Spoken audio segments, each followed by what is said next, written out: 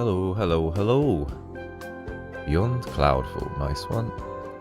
Monty is so cute. I was watching the part 1 video but didn't finish it yet. This is about Silas's backstory, I remember. Gosh, I have no idea what happened. As always, it seems. Dang, I missed part 1. Oh, so happy I'm catching this live. I'll just catch up later. You're a mood, Midori. Why I'm interested in figuring out what is real and what is not in Final Fantasy and L&D.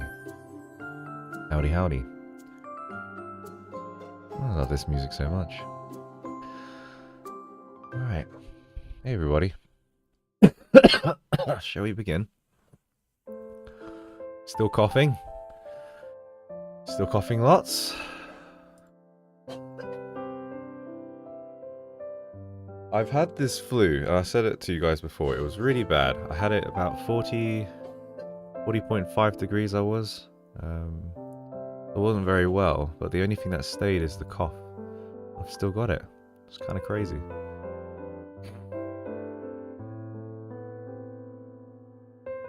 How's everyone doing? Happy Sunday?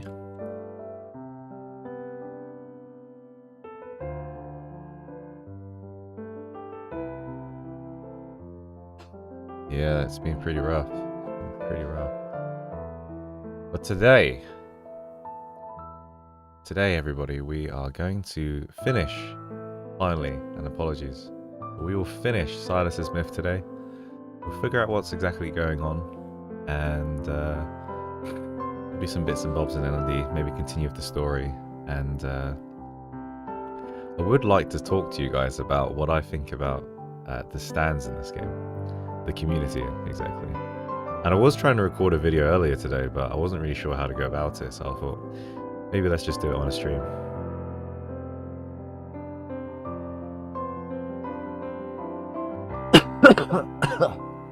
Oh jeez. That's Silas, you better kill me during this myth. Okay. Breathe.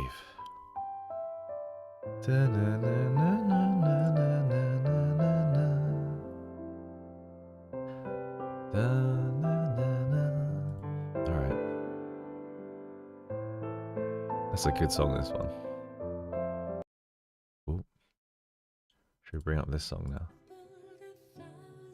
Are you here to see me for business or personal issues? Hey, Raphael.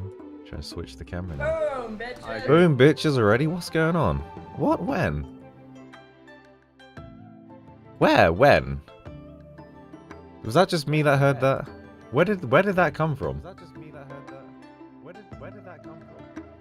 Oh, it's like a repeat. What's going on? What? Who boom bitches? What? Where was the boom bitches? Hello. Where did that come from? Miss Bodyguard, can you give me some attention? Yeah, just give me a sec, Raphael, mate. Okay. Is it going to show now? Yeah.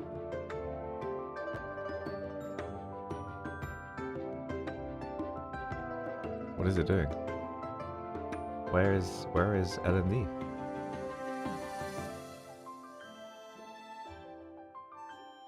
Where is L&D? What is going on? Yeah? Have I broken the game?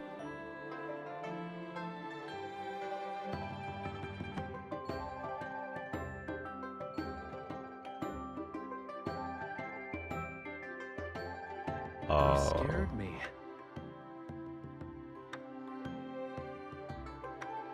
What is going on? Huh? You actually believed me?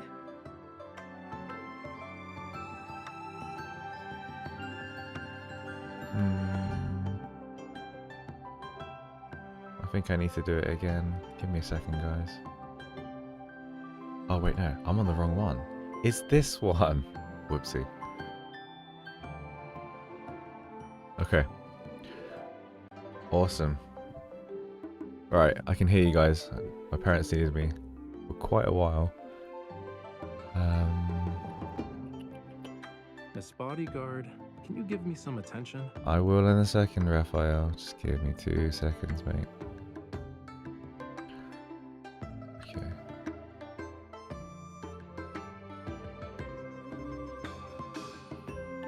I don't know how to... Should I put you guys in here? Is that alright? Okay. I hope you guys can see that. Because, yeah. Where am I? Alright. Everything's working, I think. Okay. Hello. Happy Chinese New Year. Quiet all of a sudden. I haven't been on this in a while, I won't lie. I think if you guys have been watching, I've been playing Final Fantasy 7, so... let's look at the chat. What have I missed?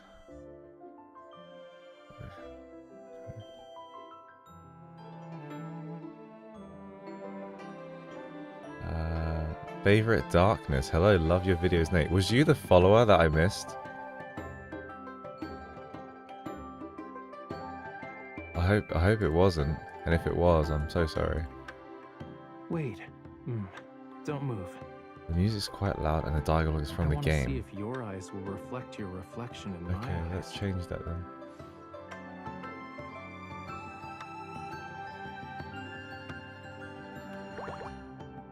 How about that? Is that okay?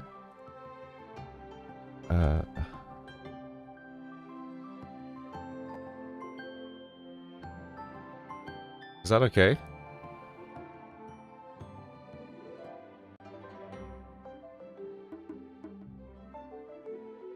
No, the stream should be fine now, I think. Anyway. Okay. I'm excited. There's so many exciting things. Caleb came out. I did too many reaction videos for that. My favorite video game franchise, Final Fantasy, came out as well. Still a bit loud.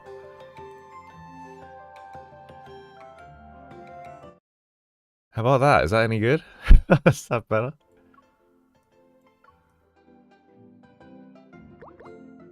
Alright, Raphael, can you say something for me, mate?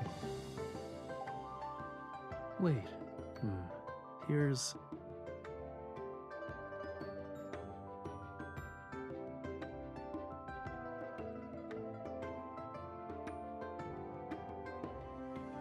Hey. The weather's getting cold. Is that better, guys? This is good, right? No, don't apologize. It's good for the stream. It's good for YouTube. Hi, YouTube. Whenever people watch this, we're back. Damn, you guys really pop in when it's L&D. As soon as it's Final Fantasy 7, we only get like 10 viewers, but we've already got 23. So, hi, nice to meet you all. I've been delaying this quite a bit. I wanted to do it at the beginning of the year, Silas's Myth, but as you guys know, if you follow the channel, I was quite ill, and then I didn't really want to cough and splutter whilst I was reading a lot of the Silas's Myth, so, you know, you wouldn't want it to be like me saying... I suddenly remembered a verse from a poem, but I can't remember the next line. Okay, Raphael. But yeah, you wouldn't want it when I'm sort of reading half of it and then I just cough and splutter, so let's get right into it. Got a lot of things to do. 2. Put the music on 2. Damn, this Chinese music is overpowering right now.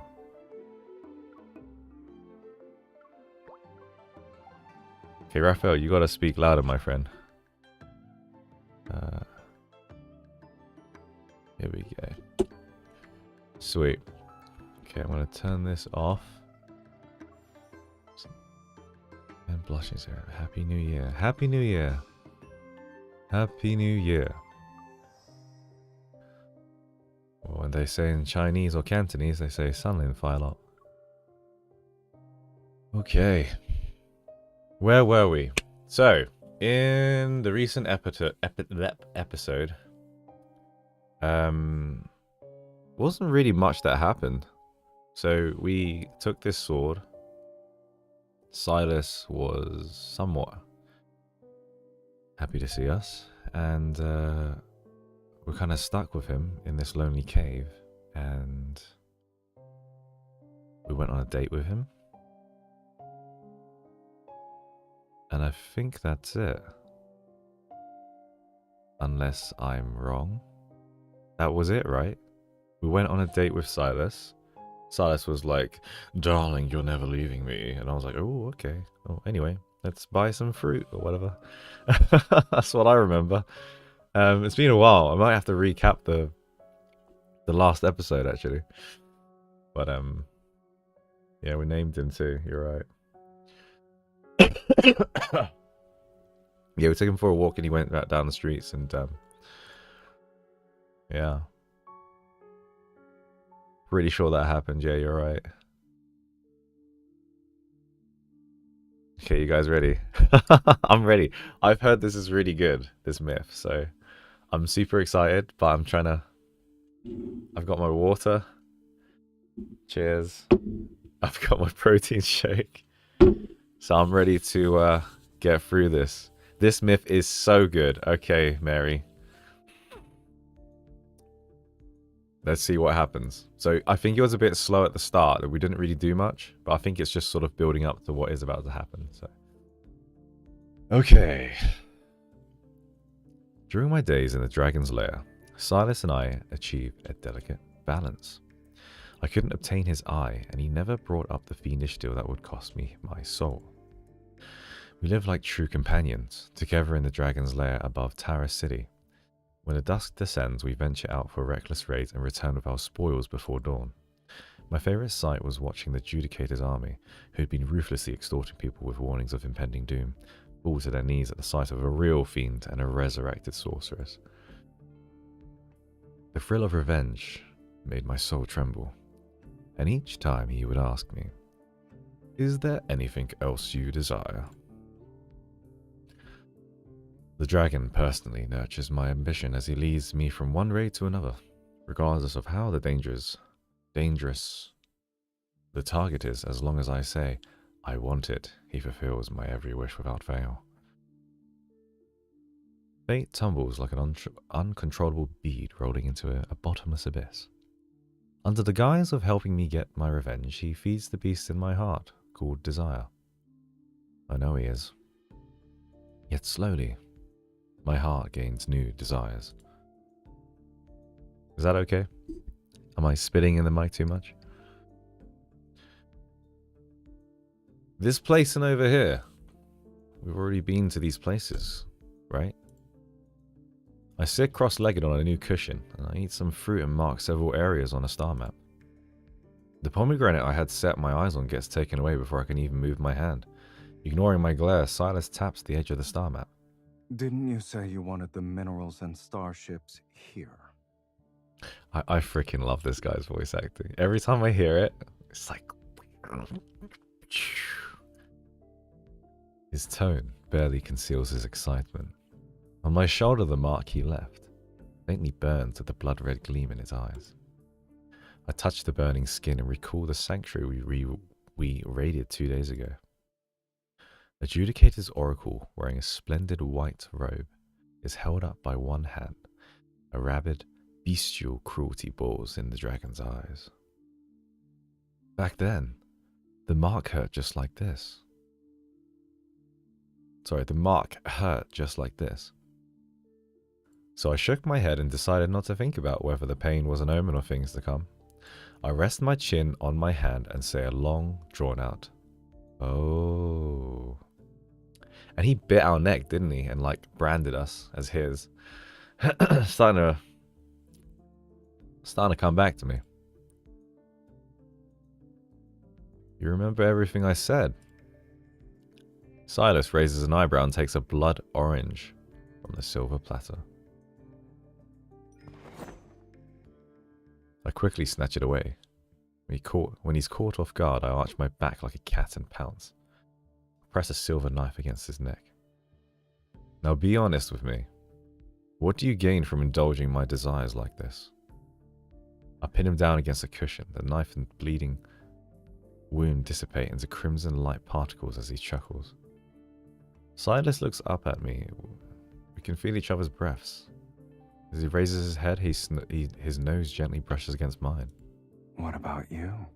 What's in it for you to attempt an assassination with such a weak hand? Before the curtains, our eyes meet. The afterglow is reflected in his eyes, which emit a surreal warmth. A strange flutter brushes against my heart, and a soft laugh escapes my lips. I return to my original spot before peeling and savouring a pomegranate. You don't need to tell me. The greedier the soul, the more delicious it is. Am I mistaken? In any case, let's hope it doesn't backfire on you. Yeah, you take that step. He laughs. As I take out another pomegranate, he leans in and snatches it with his teeth. Likewise. Ooh, you dare whisper at me, boy. You haven't fled because you're waiting for an opportunity to take my eye. Is that right? But as I stare into his eyes, I find that I don't truly want to hurt him. Besides the horns and the tail, he's almost no different from a human.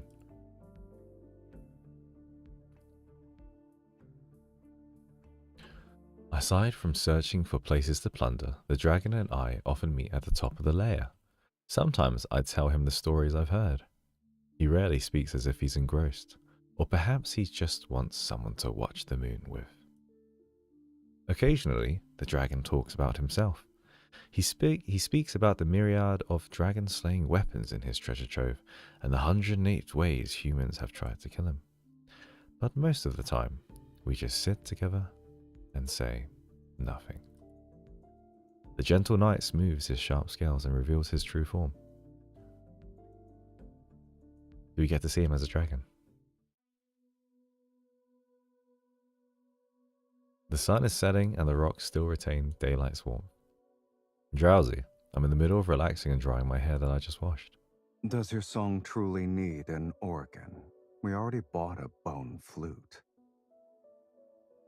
I don't know when the dragon decided to lie down next to me. I pat his damp hair. Why don't I teach you this song since you like it so much, huh? No. Okay. It's not the same unless it's from me. You don't want to? You don't think you can learn it?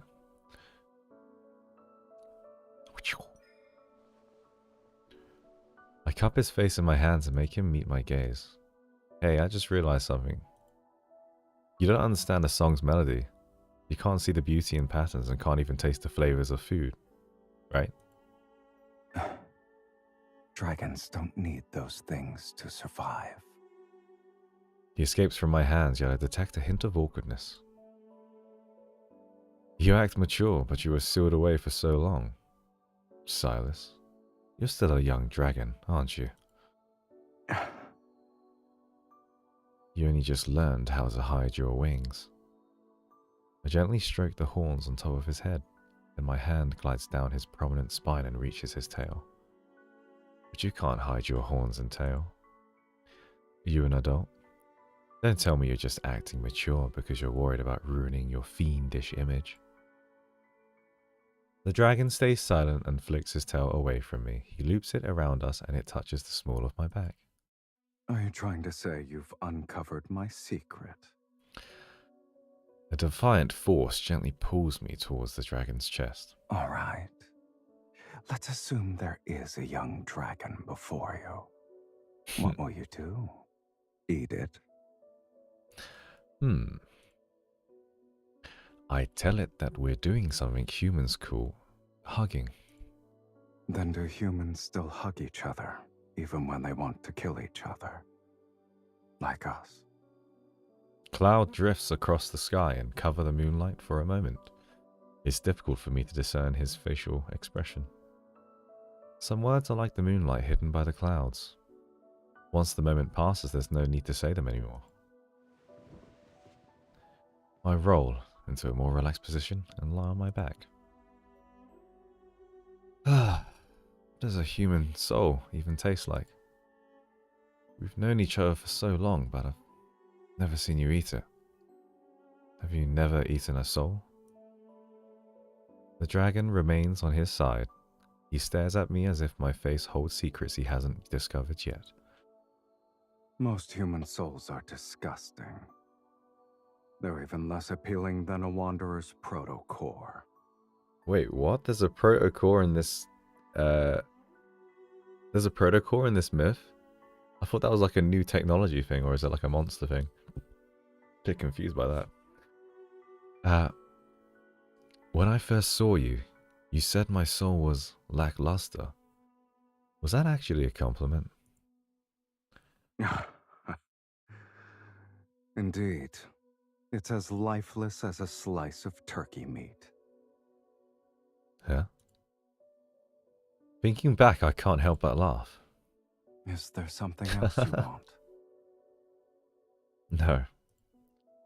Maybe I just wanted to know if a dragon, capable of luring humans into darkness, could truly feel the emotion called love. Desire that goes beyond mere survival. In his world, apart from survival and killing, could there also be room for organs and hugs? Or maybe the person next to me only appears to be human.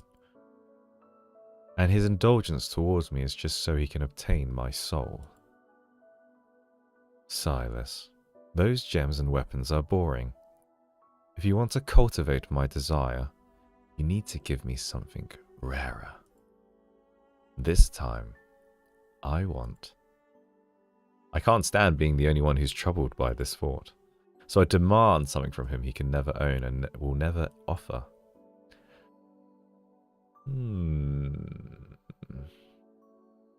What do you guys think?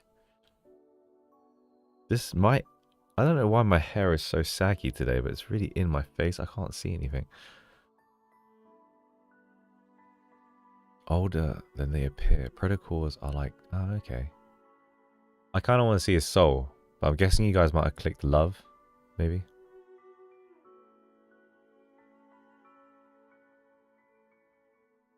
Oh, dude, I don't want to press love. I want to press soul. I want to press soul. Your soul. Give it to me, boy. The dragon's tail loops around me again. Its tip brushes against my cheek and lifts my chin. So, I take it you're not talking about offering a soul to feed a fiend. This is something humans do. After two people exchange souls, they never betray each other. Are you willing to do that? How do you normally exchange them?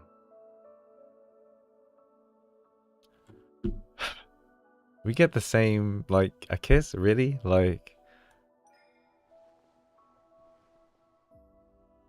I move closer to him and lift myself up to plant a kiss on the dragon's forehead. He doesn't understand it, he'll never understand. After the kiss, I turn and lie back down in front of the dragon, those garnet-like eyes inches away from mine. That means someone is willing to entrust their soul to another. Well, do you dare to do it, Silas? The dragon's tail gently pats my cheek. Perhaps you should first know the fate of those who seek a fiend's soul.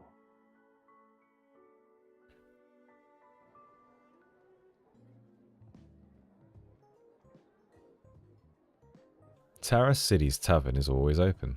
On stage, a woman wearing a fiery red dress has just left. Amidst the boisterous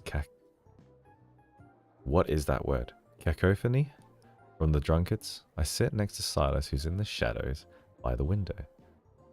I wear a hooded cloak. Well, he clearly isn't wearing a hooded cloak, is he? How are the souls here?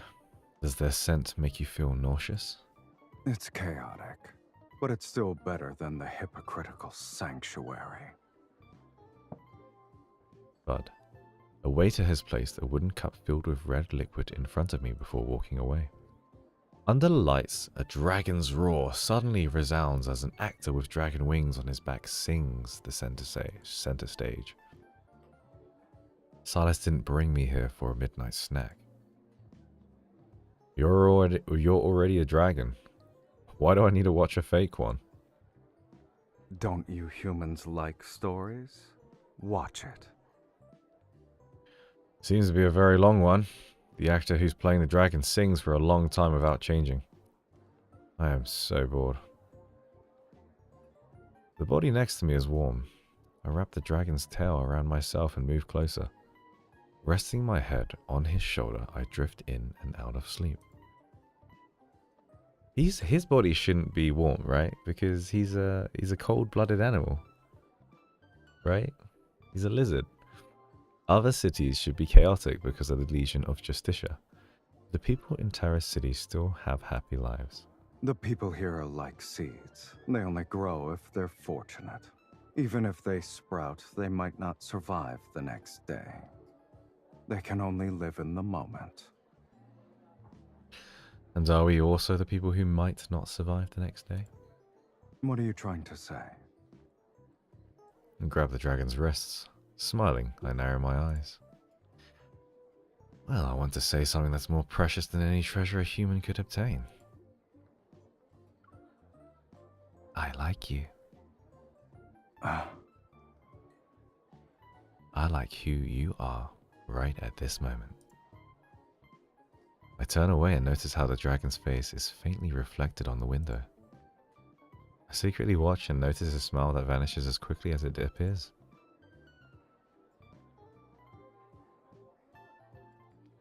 Turn around. Excuse me.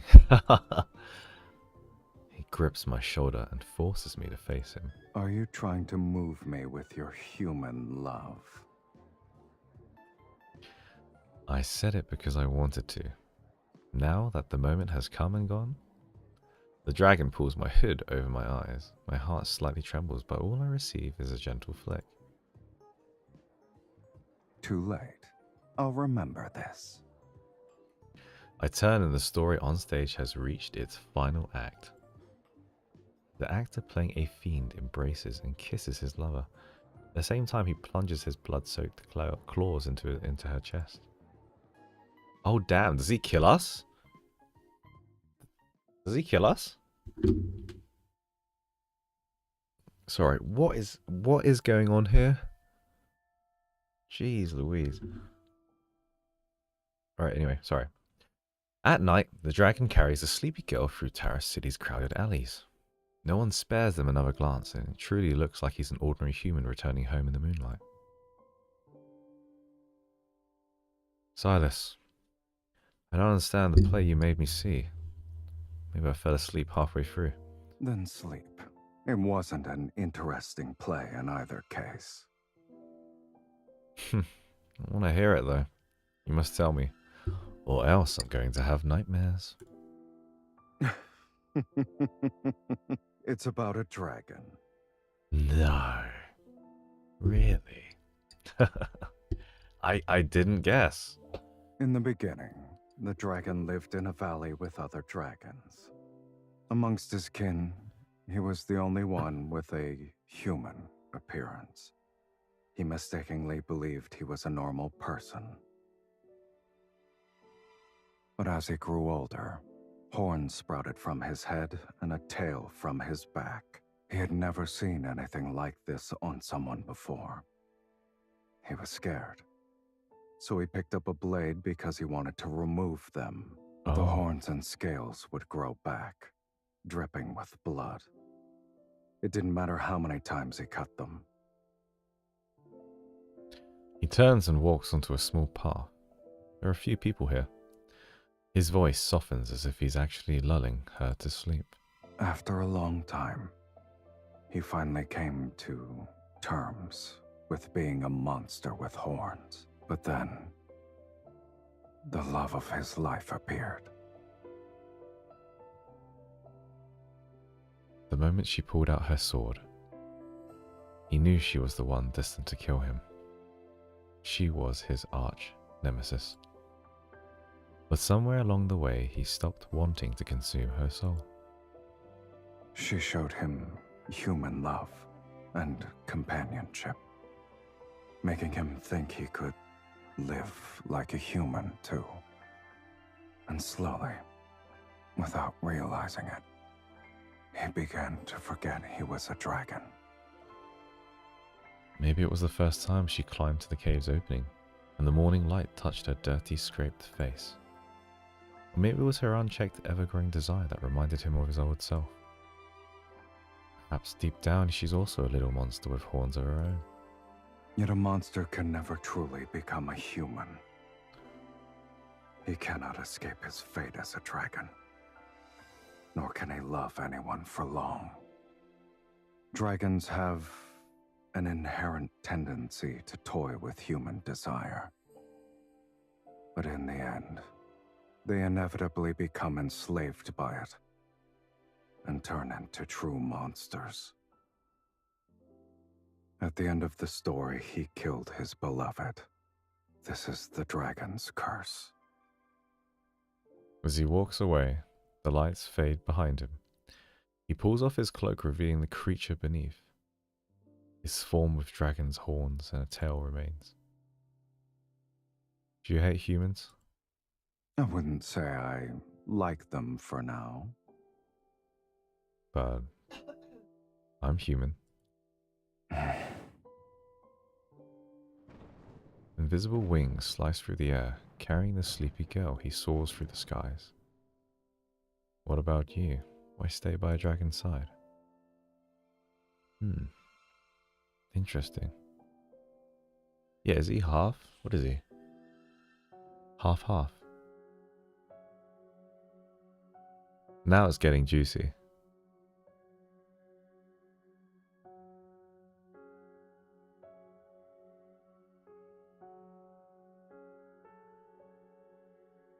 Yeah, the story kind of makes me feel like we're gonna die in his arms or something. He's gonna kill us or something, right? Is that like what it's directly implying? Right? Am I getting that right? He obviously seems clearly quite sad.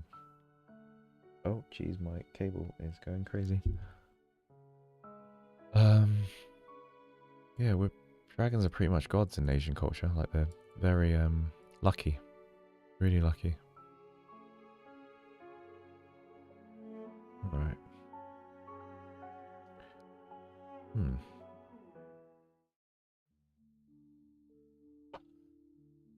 During my days in the Dragon's Lair, Silas and I achieved a delicate balance. I couldn't obtain his eye, and he never brought up the fiendish deal that would cost me my soul. Have I already done this? We love like sugar.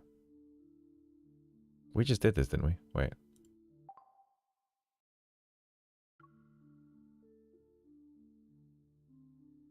Let me just double check. I'm scared I clicked on the same one. Yeah, I did.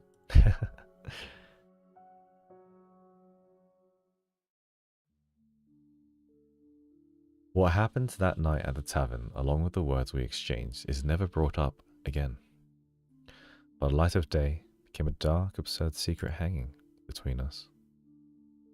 Terra City revels every night, where shallow desires are easier to face than genuine feelings. With the return of the fiends, Doomsday, ominous shadow once again haunts the war-torn land of Philos. Under the guise of exterminating the fiend, the Legion of Justicia sparks wars across the planet. Those who dare to oppose them are branded as sinners and put on trial in the Court of Justicia. The sacred judicator's authority hangs by a fragile thread. The long-standing resentment among the people reaches its boiling point. It is fueled by the fiend's resurgence. The fiend is Silas, right? Meanwhile, Silas and I pay no mind at all. Our path of plunder stretches across nearly every corner of the world. But amidst this feast of desires, as my thirst for revenge deepens, the cursed dark clouds gather thicker around me and the dragon, casting ever dark shadows over our fates. Drink water, Nathan. You guys got to remind me to drink. Please don't kill me. Spare my life. I'll do anything for you. Yes, money. I have plenty of treasures. I collected them from different places. You can find them in the inner sanctum. The key is right here. Oh, that sounds painful. Black red mist wafts past him, and the owner of Sanctuary twitches. He's dead. I take the key from his stiff hand, dangle it on my pinky, and follow Silas into luxury inner sanctum. Boom, bitches. Boom, bitches. Thanks, Fangiana. Thanks. Enjoy the journey. I can't remember how many places we've raided. The guards and traps in this place are remarkably sophisticated. They even managed to injure Silas. Unfortunately for them, they serve as an incompetent master.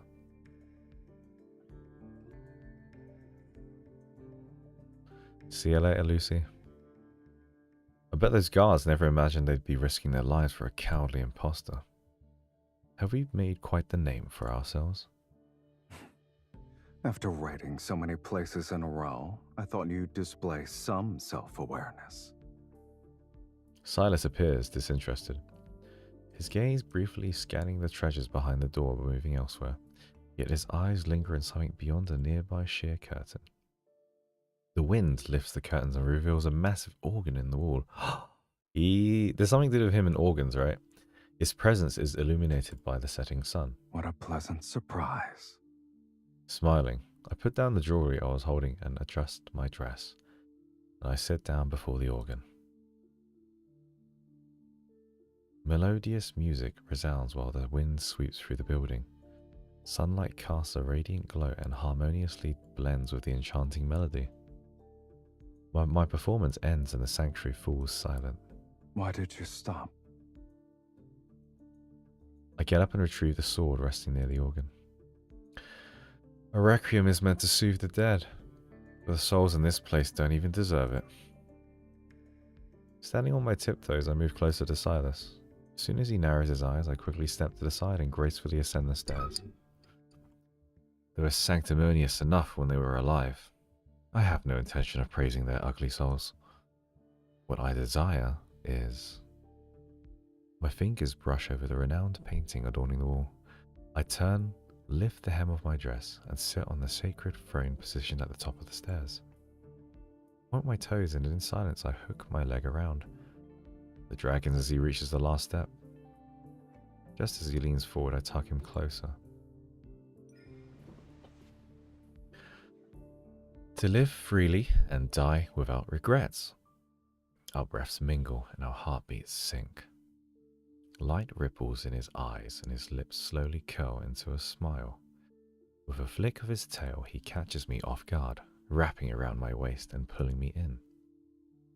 Are you aware of your soul's scent? He meets my gaze, leaning in provocatively. His breath teasingly caresses the pulse in my neck. It's akin to a strong liquor topped off with salt. Forever boiling and never satisfied. A shiver ripples through me. Deep in my body, the mark on my shoulder burns with a heat like never before. I wonder what's boiling inside the dragon at this very moment. Acha. I don't retreat. In this intimate proximity, I reach out to brush my fingers against his lashes. And you? What is it that you desire? The fading sunset casts a hazy glow over everything, spilling over his brow and rolling down his throat. He says nothing. I take this silence as consent. Just as I reach for his right eye, my wrist is suddenly gripped tight. Hey! The moment his skin touches mine, memories tainted by a bloody hue flash before my eyes. A blood-stained young man turns his head in the unfathomable darkness. Bloodstained man. He seems to be... You ask too many questions. His voice shatters the illusion. I return to reality and Silas has already released my hand. A sinister, blood-red gleam flashes in his eye. Where are you going? I've never asked you that. It's a shame I won't ever learn how to be tactful.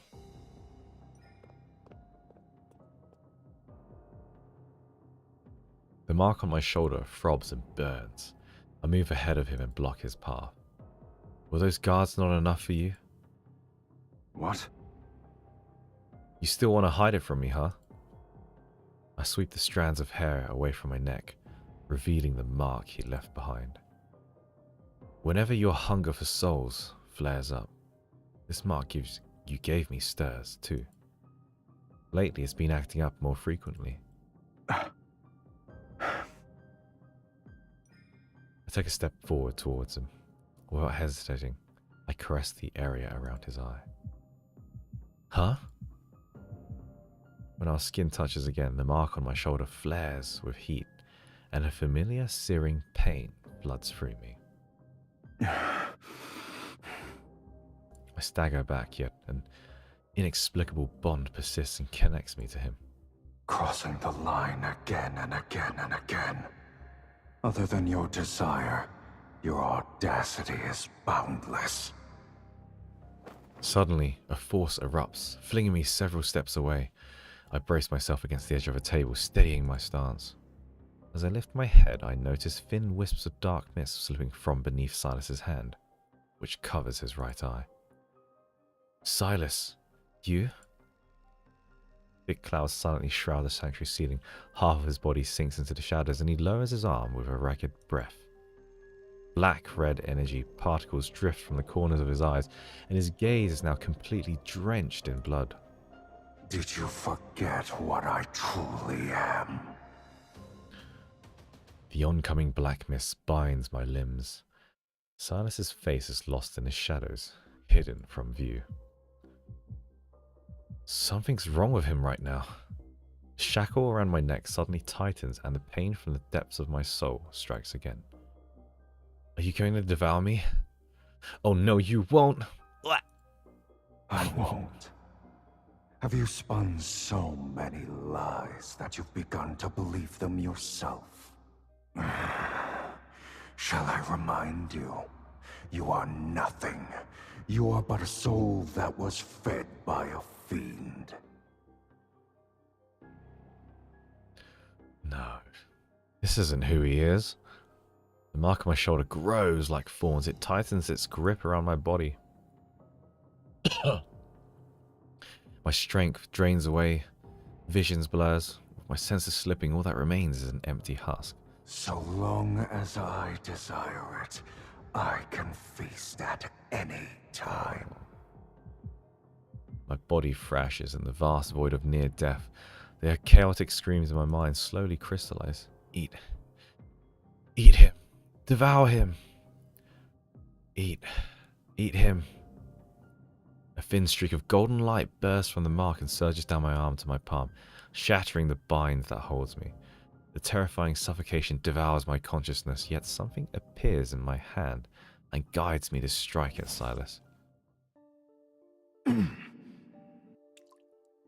Warm liquid splashes onto my cheek.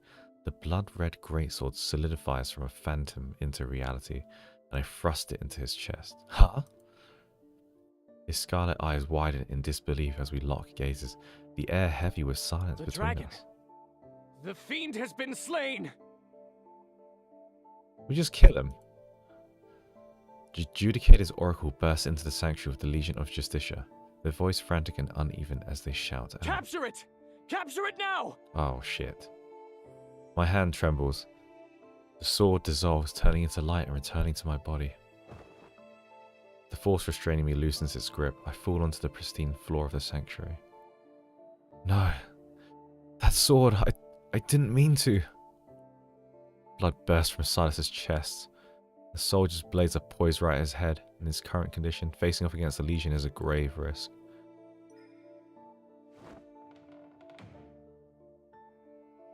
I grit my teeth, get up and shove him past the white stone door behind us. The door slams shut. I turn and snatch up a weapon, pointing it at the soldiers crowding in. You saw it yourselves. The fiend couldn't best me. Anyone who steps closer will meet their end by this sword. Back off.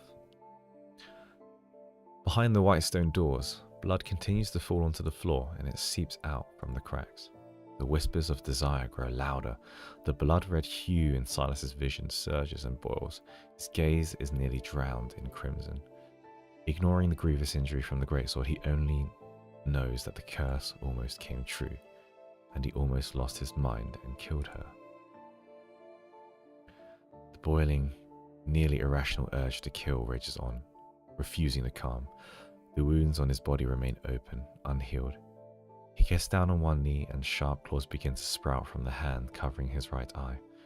An irresistible force pierces through his flesh and bones. It transforms into massive wings that spread wide from his back.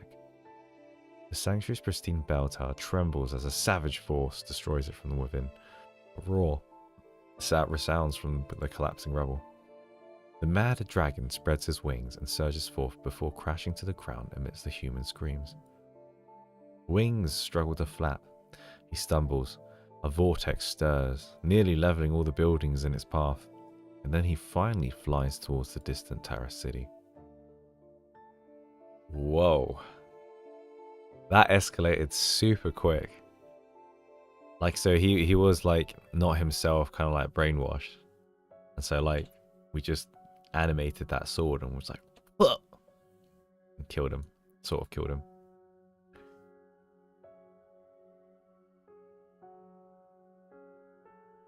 What are you guys talking about? It's like a visual novel, yeah.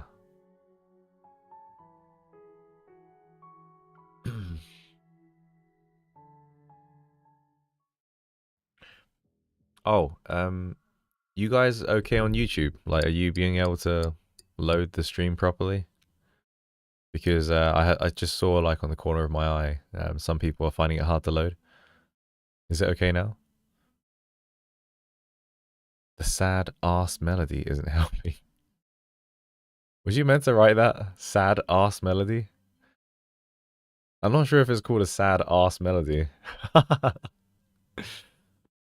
Anyway, I'll continue for now and I'll keep an eye on the stream. The sight of the dragon rampaging through the city and flying off towards Terrace City haunts every soul that day. When I finally break free from the chaos of the Legion and rush out of the sanctuary, I only see figure disappearing into the storm clouds. A trail of blood left along his flight path makes people realize this fiend is killable. Soon every faction of the Legion and every opportunist seeking to profit from the death of a dragon heads for Terrace City. I steal the armor of a dead soldier and blend into the ranks, and I make my way over to the dragon as quickly as I can. I need to reach him before anyone else does, before they try to end him. Even if fate just showed me, I'm the only one who can truly kill him.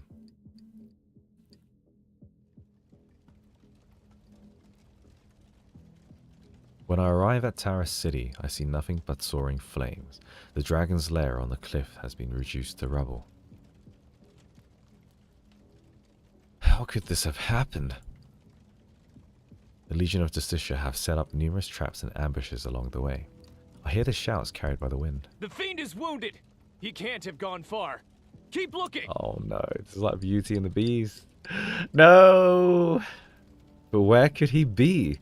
He's not in Terrace City and he's definitely not in the Abyss. What other places? The brand on my neck burns with a pain from deep within my soul and is pulling the soul fragment the dragon left inside my body. So the brand is like,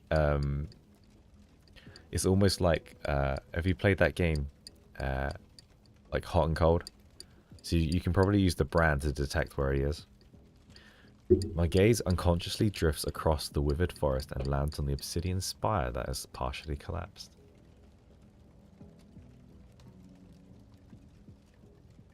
Before long, the fiend will meet his destined arch-nemesis once again.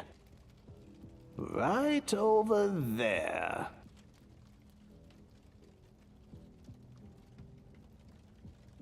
His destined arch-nemesis. I force a passing soldier off his mount, take his horse and race towards the Black Chapel.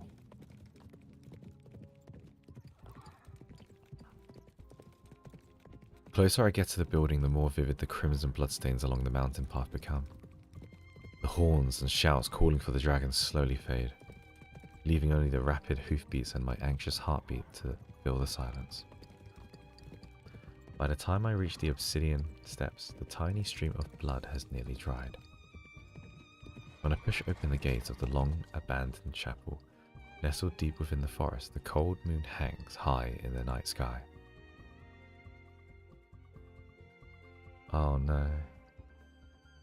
The bright light filters through the shattered spire. Dazed, I see the dragon, barely alive. He lies in the center of the room. Silas! There's no reply. I run over to him and pay no attention to the Legion of Justicia who've died in his claws. On the raised platform, the dragon's eyes are closed.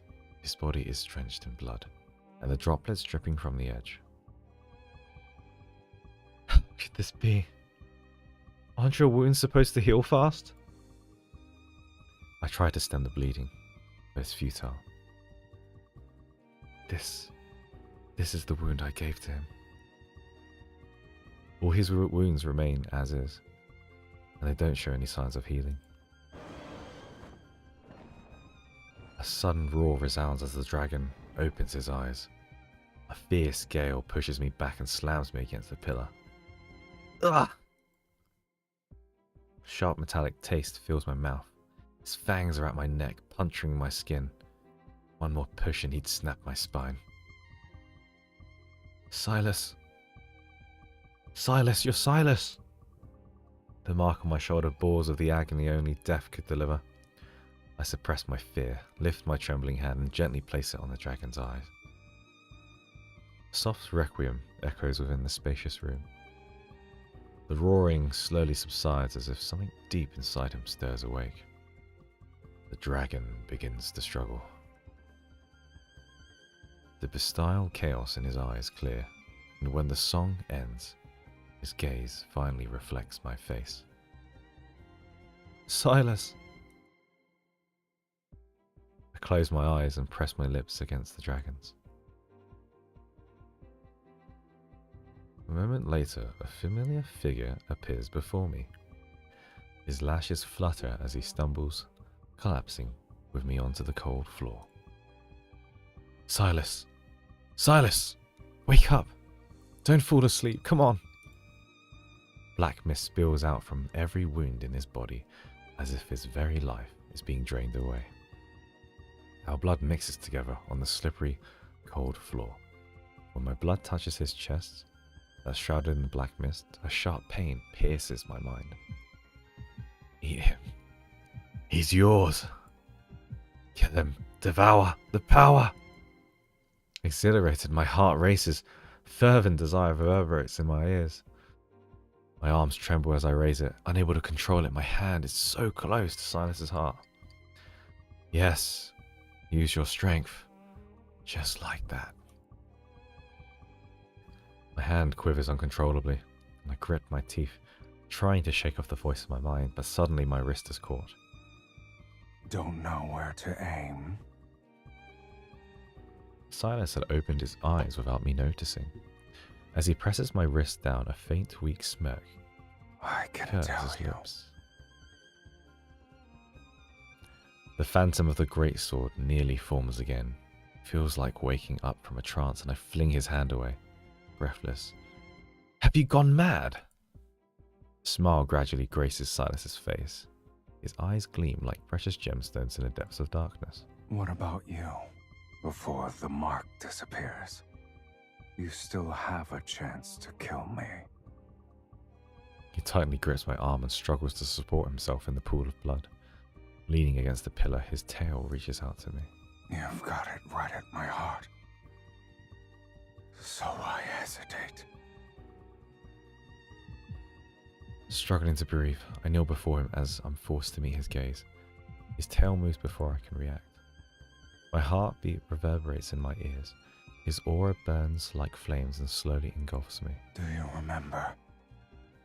Only the fiend's destined arch-nemesis can kill him. Who exactly do you think that is? An inexplicable raging inferno surges within me. Indignant, I laugh. I open my mouth and sink my teeth into his hand. I don't believe in this destined arch-nemesis nonsense. Ang! Moonlight balls in his eyes. Silas cackles. He lowers his head and bites my shoulder like a predator. Da! Pain spreads like fire, then Silas extends his tongue, slowly licking the wound on my shoulder, as if he's claiming and soothing me. If you want to push me away, now's the time. His tongue alternates between licking and biting, sending a strange tingling sensation through my body despite the lingering pain. He slowly licks over my throbbing wound. Silas tightens his grip again and again. His eyes are filled with fervent excitement and a hunger that knows no end. However, if you don't want to...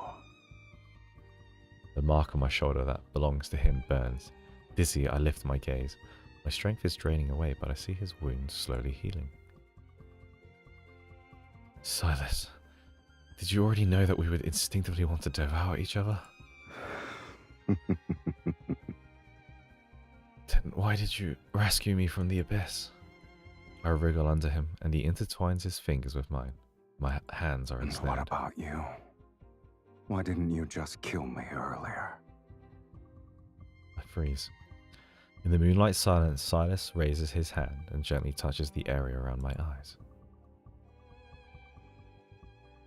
In the darkness, a kiss, as gentle as a falling flower.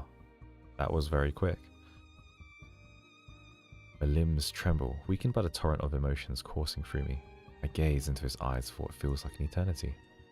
The murky chaos that was once impossible to read is gone. At this moment, I can see clear. The Fiend will meet his destined arch-nemesis again at this place. I'll admit he was correct. I told you before that I'd give you 2 more chances to kill me. Now, you only have 1. In that instant, the turmoil in my heart settles and I twist my hand to clasp his. You only said half a truth. I told you before that I'm greedy. I live how I want and I hate being controlled by others. If fate wants me to kill the Fiend... A warm, soft golden light spills from my palm. I press it against the wound on Silas's chest. Then I'll save him instead. Save me? Are you aware of the cost? Once we hold hands now, our lives will be bound together, along with our deaths. We must offer half our soul to the other. They'll be merged to forge an unbreakable bond. To share your life with a fiend, it might be a punishment worse than having your soul devoured. Will you truly not regret it? Said I'll live, didn't I? No matter the cost. If following our hearts is a sin, then you and I must be the last of our kind in this world. Moonlight replaces the flickering candlelight. As our hearts beat in unison, he kisses the inside of my wrist with something akin to devotion. In that case, stay by my side until the end of time. They're sweet. These guys are really sweet. In the moonlight, the dragon's tail wraps around me and draws me into his embrace. He spreads one wing to shield us from the cold and the sudden midnight rain. That night, I fall into a deep sleep in his warm embrace. After he's taken a huge chunk of meat from my shoulder.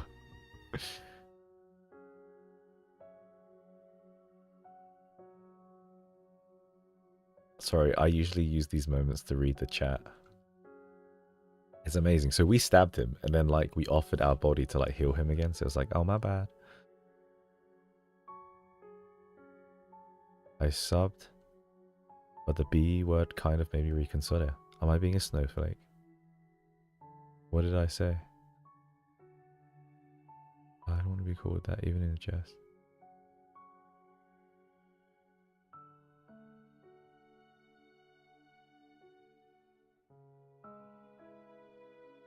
Wow.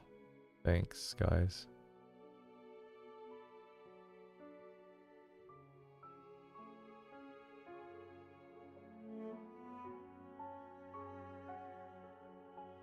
Oh, the follow, the boom bitches. It's not referring to you guys. It's just there's just a story behind well, it's just my friends playing like a scary horror game, I think, and then I think she won and she was like, boom bitches. Nothing to do with you guys. It's just it's like an inside joke from like what, 7-8 years ago. So don't worry about it. None of you guys are bitches. If anything, call me the bitch. I'm the bitch. Alright, let's go. I want to finish this. This is awesome. Hey Sarah, nice seeing you. Yeah, nice to see you as well. Alright. Drink water. Thank you. Where are you going? The night fog envelops me and I feel like I'm trapped in a long, chaotic nightmare. When I wake up, I'm surrounded by a red valley filled with blooming datura. My arms feel heavy and I look down and see a huge horned creature. I hold it as it dies. That's not Silas. I don't know why I'm here. I just vaguely remember having a dragon in a pitch black chapel.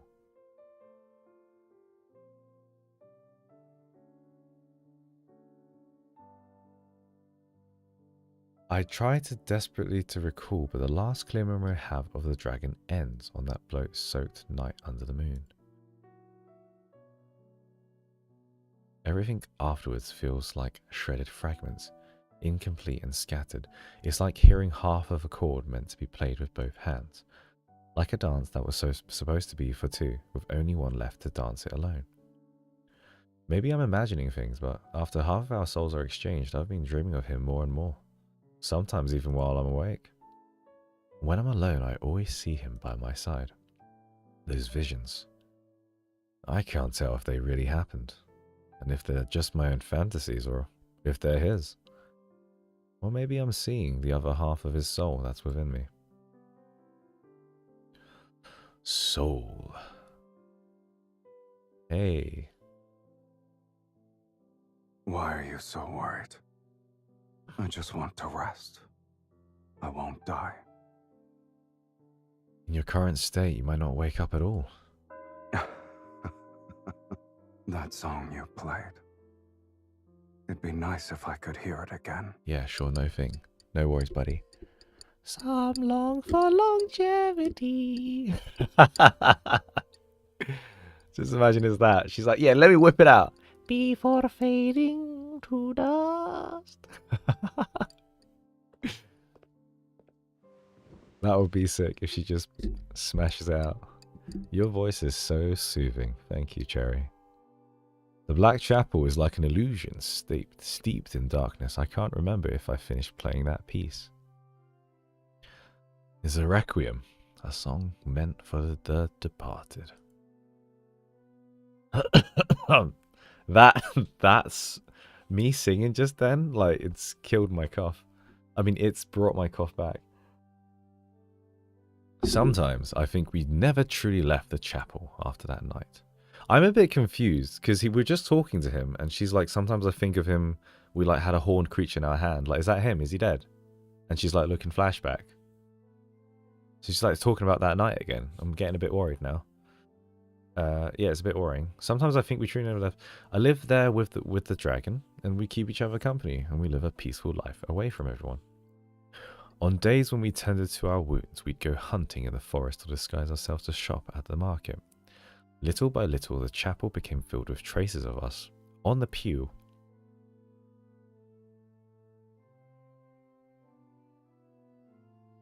the pew?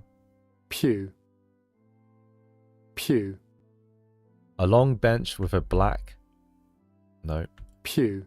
A long bench with a back placed in rows in the main part of some churches to seat the congregation. Pew. I didn't know that. Where am I? Pew. There'd be the salve I mixed for his wounds the night before. By the stained glass, the sheath he made for my sword hangs proudly. Slowly, it feels like we've truly made a home here together.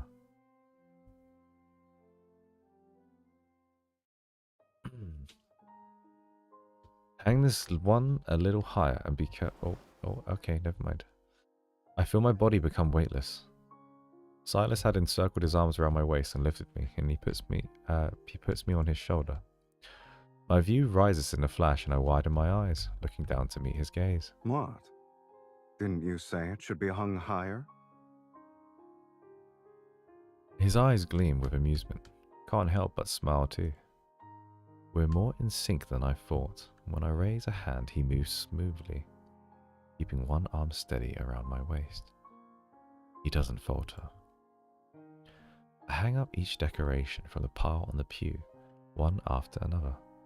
As I reach inside my bag again, my fingers brush against the only item that's left. Here's the last one, but this one is a little different. I tilt my head and raise my chin towards Silas. Close your eyes. He looks up. He's slightly confused but doesn't question me. Instead, he obediently closes his eyes. Sunlight caresses his hair and makes it look soft and fluffy. Smiling, I carefully place the flower crown I prepared on his head. I wasn't expecting much, but it suits you well. Silas opens his eyes. Hesitant, he raised his hand to touch the upturned petals and gently adjust them. So you stayed up late these past few nights to make this? Oh, you didn't sleep either? He chuckles without responding. Do you like flowers? Yeah, I guess. There aren't a lot in Tara City. I had to scour the entire woods to get this much. The forest barely has any flowers. What do you mean? Hold on tight. I am, and you're lagging. Before I can finish, Silas wraps his arm around my waist and lifts me. Boom. The air brushes past us. He lets out a hearty laugh as he spreads his wings. Since you gave me a gift, I should respond in kind.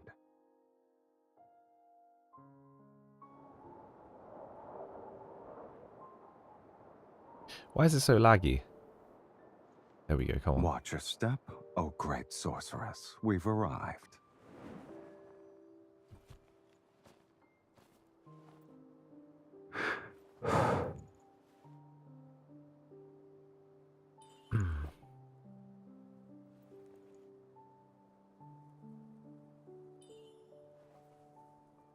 Wow.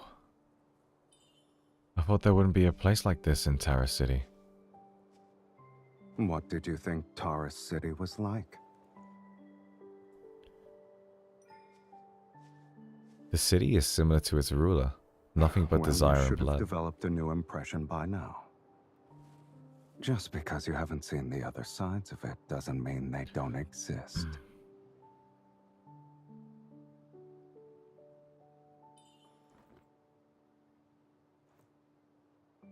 And I need to take a closer look.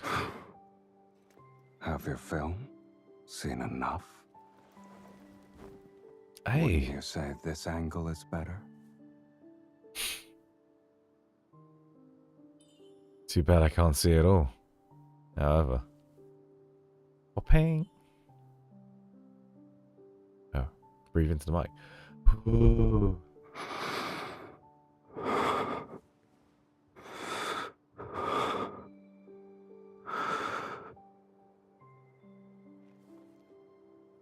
Ooh.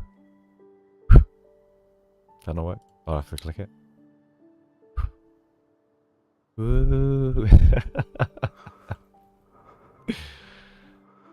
You're quite daring. I can be even bolder. There.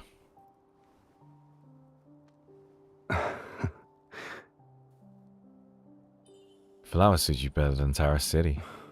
That's the first time someone said those words to me.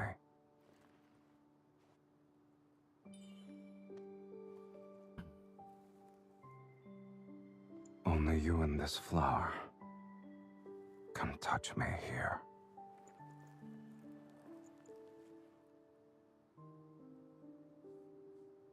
Where does this one go? Oh. Hey.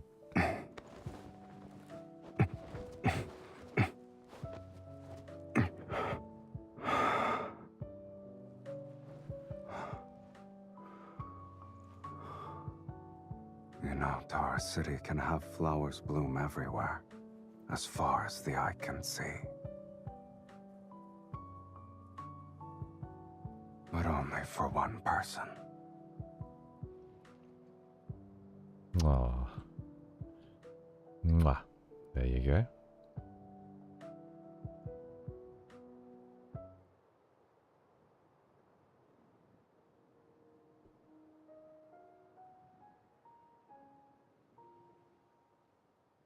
On the other side of that nightmare, the dragon never took me to the valley where flowers bloomed.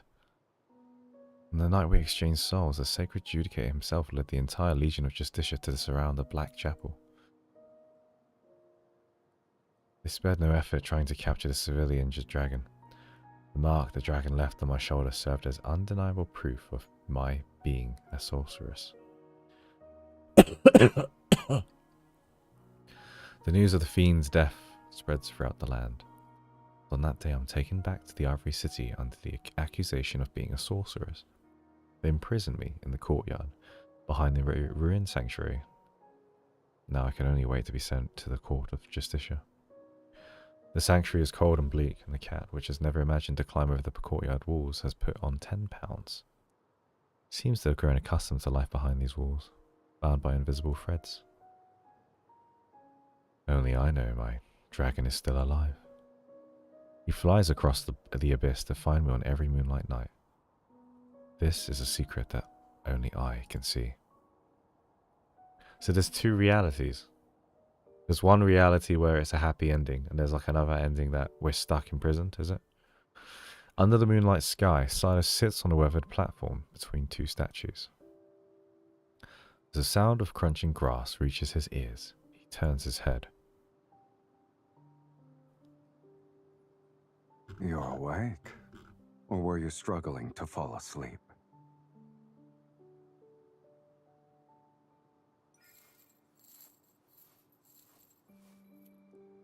Chains drag through the overgrown grass as I walk towards him. Reaching out my hand, he gently pulls me up and holds me in his arms. I've been feeling restless. I suspect it's because half of someone's soul is being noisy in my body again. That's a good thing. Silas quickly brings his legs together and blocks my movement. Don't move. He carefully dries my dew-soaked hair with a silk handkerchief. His voice had taken on a more solemn tone, as if he's grappling with a matter of great significance. I stay nestled, and when I lower my head, I see his curled up tail. The dragon's tail coils around my ankle. Even the deepest wound on its tip has almost completely healed. I fell asleep while waiting for you these past few nights. Why didn't you wake me up? As the silk handkerchief absorbs the moisture at the ends of my hair, Silas allows me to turn my head. A gentle smile graces his lips. Someone was dreaming and continued to say my name. Hey! I lift his chin and scrutinize him. With relaxed grace, the corners of Silas's mouth curls up. He nuzzles my fingers. Did you actually dream of me? No. He doesn't speak. He just looks at me. Before I was sealed away, I did dream of you. I just didn't expect I'd be willing to dry that person's hair one day. You also happen to be enjoying it. So what did I do in your dream exactly? Did I point a sword at you? The candlelight flickers alongside something else in Silas's gaze. What about you? What did I do in your dream? The boy from my dreams appears before me again. Under the moonlight, the horns and tail of the fiend reflect a dim glow, and I meet his gaze. Numerous words bubble up within me, yet they become entangled on the tip of my tongue. On this dimly lit night, I hold him close and pour all my strength into hugging him. Since you've taken half my soul, even if the world turns its back on you, I'll always stand by your side. You're not even allowed to think about leaving me. My heartbeat resounds like a drum in my ears as Silas lowers his head. He rests his chin on my shoulder. All right. The candlelight washes the moon's glow in a warm hue. I lay my head on his arm and entwine my fingers with his, reaching out to grasp the light together. Let's make a pinky promise. You know, to never betray each other. Our souls are bound. We will never betray each other. Even if Doomsday arrives outside this sanctuary. Even if the world crumbles. This promise can't be broken then. This promise will never be broken.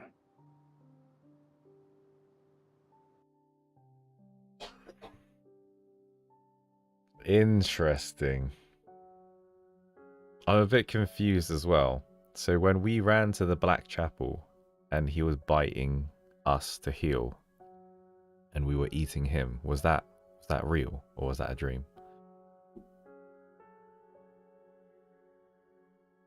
Because I thought we were together then and in happy days, but it seems we're trapped in Terra City now.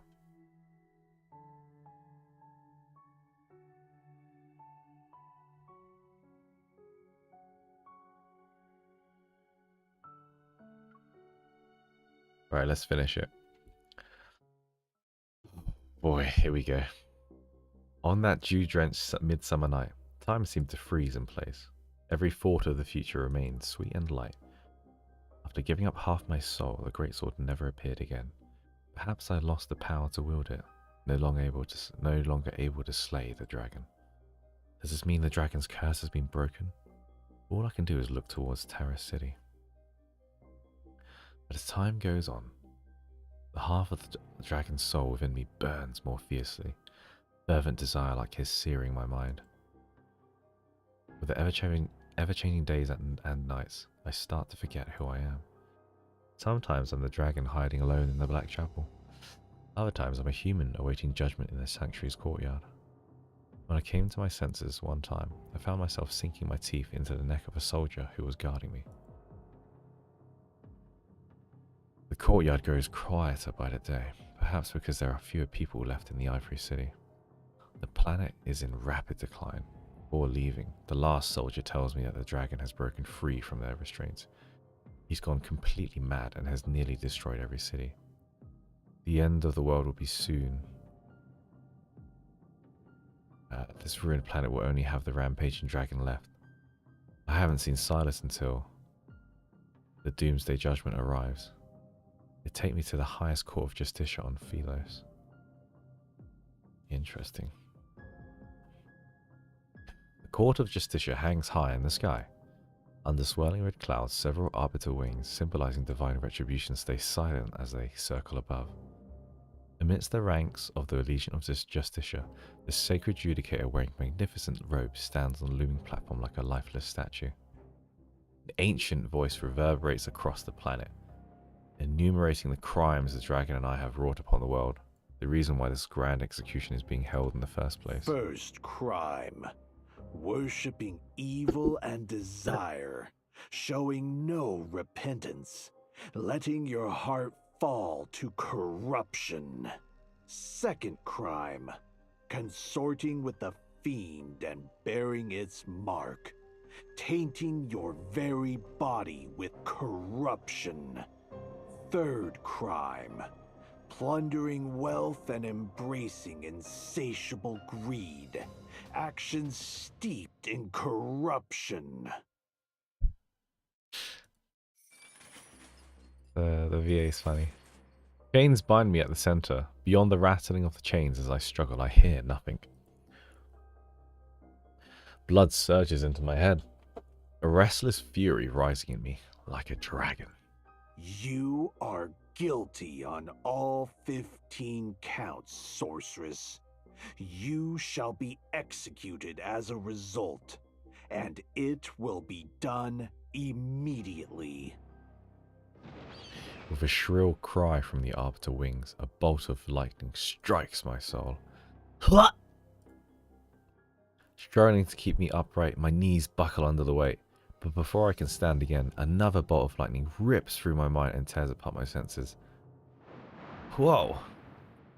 With my face pressed against the cold floor, I recall the image of the dragon plummeting into the valley, his chest pierced by a sword. Silas! I remember the dragon who likes that requiem, but I've never sung it to him in full. This is the first and the last. It's like I'm back in Terra City at night as I sit atop the dragon's lair. He sits beside me and says, "Sing it again." Tiny notes squeeze their way out of my chest. They gradually forge the fragments of an unfinished melody. If you can't hear this now, someone might never sing for you ever again. Soul-piercing lightning repeatedly interrupts my song, but I keep singing, unaware that all other sounds have faded away. The entire court of Justicia falls into complete silence. Only the sorrowful requiem echoes through its halls. As the final note fades into the earth, there is a long silence, and then, as if to respond in kind, a deep, resounding roar emerges from behind the crimson clouds. Silas? It's Doomsday. The dragon is here. The true Doomsday judgment has begun. Get her. Get the bait. The floor rumbles as the 18 towering statues surrounding the court pivot, revealing their spearheads. The Legion of Justicia surge from all directions like a tide, the cold gleam of their blades pointing at the dragon. Only upon hearing the Sacred Judicator's command do I realize my judgment was actually a trap. The flames tremble on the ground.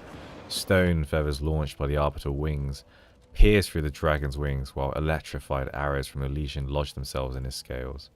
The wings are nearly shredded, but no amount of damage can stop a dragon in frenzy.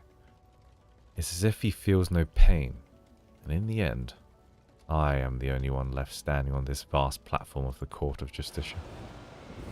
Come on, Silas. Kick their ass. Through the clouds, the dragon, battered and broken, dives towards me, his eyes filled with nothing but the wild chaos of a beast. I know he's just a dragon now, and he probably doesn't recognize me anymore. Closing my eyes, I recall that long, drawn-out story about a dragon that I watched in a dim tavern. A man called Silas was next to me, and in the end, the dragon plunged his bloodied claws into his lover's chest. Yet a monster can never truly become a human. He cannot escape his fate as a dragon, nor can he love anyone for long. At the end of the story, he killed his beloved. This is the dragon's curse. Yes, it's the end of another story. Facing the wind, I spread my arms, and I want to embrace my dragon one last time. I don't feel any embrace, nor the touch of death. Just before the dragon's strike lands, I feel a hand seize my wrist. He presses my hand against his chest. I feel the resonance between two souls. Silas! In the split second before the dragon's death blow, under the pull of our resonating souls, the blood-red greatsword reappears in my grasp. My heart lets out a silent scream, yet the sword still pierces the dragon's chest. It looks as if I were the one who plunged it in.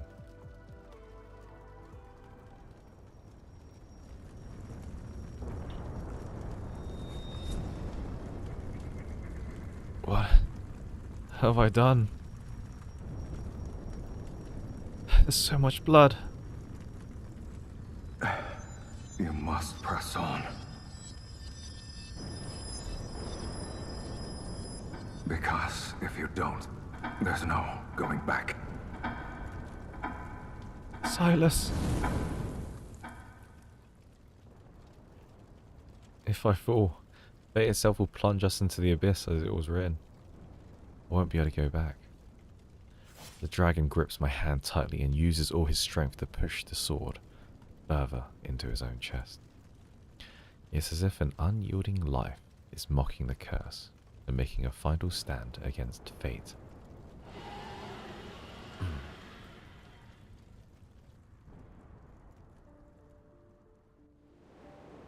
I hold onto the dragon's neck as we plummet through the clouds together. With the last bit of his strength, the dragon carries me away from the court of Justicia. We fly over the black obsidian chapel and crash into a valley filled with blooming datura. His body lies quietly among the flowers.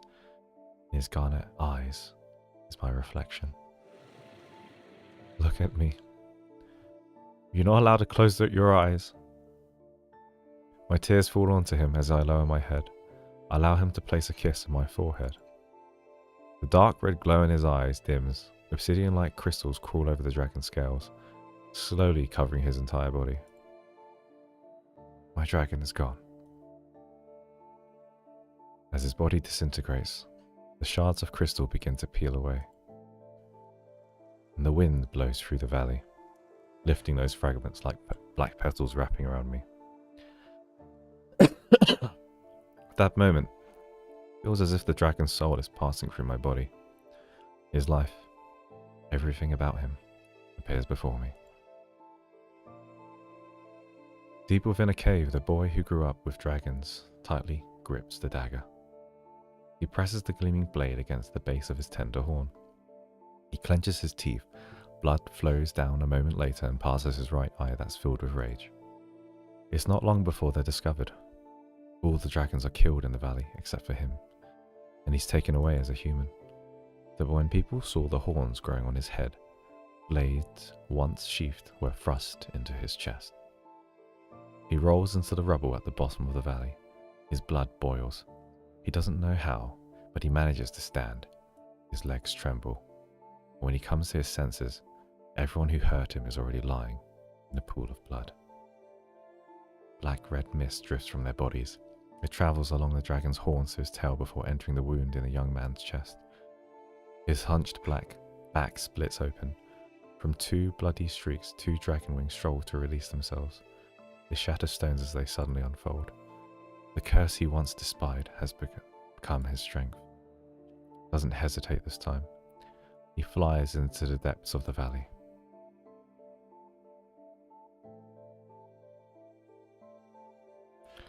The dragon bone cradle in my arms dissolves into petals, drifting past me. Everywhere they touch, the bright red datura flowers turn back. I smell a floral fragrance. Is this the scent of his soul that carries a faint scorching bitterness? Silas, my beloved was born into an apocalyptic terror. People cursed his existence, fabricated his sins, and celebrated his death. Only one person ever gazed into his jewel-like eyes, embracing his soul, and sang to him in the night wind. He had already etched the traces of his existence deep into my life. Yet his retaliation against fate pierces my chest like a sword. Silas, I curse your soul. He says the best way to punish someone is to let them live forever. I curse your soul, to never fade away. You'll always be tied to me, forever. I pinch the last black petal as if grasping the final piece of this soul. This is my curse, and only I can grant you a true death. From the depths of the valley, a faint dragon's roar echoes. The petals flutter, drifting far on the wind, like a dragon returning to the clouds above. I feel something sprouting from my head, like tender branches. Sharp pain pierces my spine as a dragon's tail replaces my tailbone. I walk into the valley that once embraced him. It is only after my dragon has gone I finally become one with him.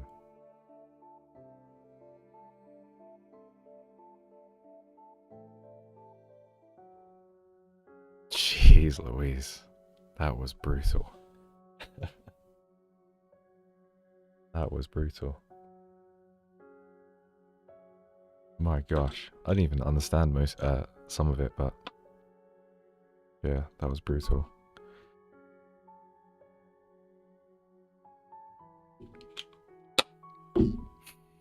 I need a moment. That was quite sad. Damn. Yeah. Ah, damn it. I need a moment.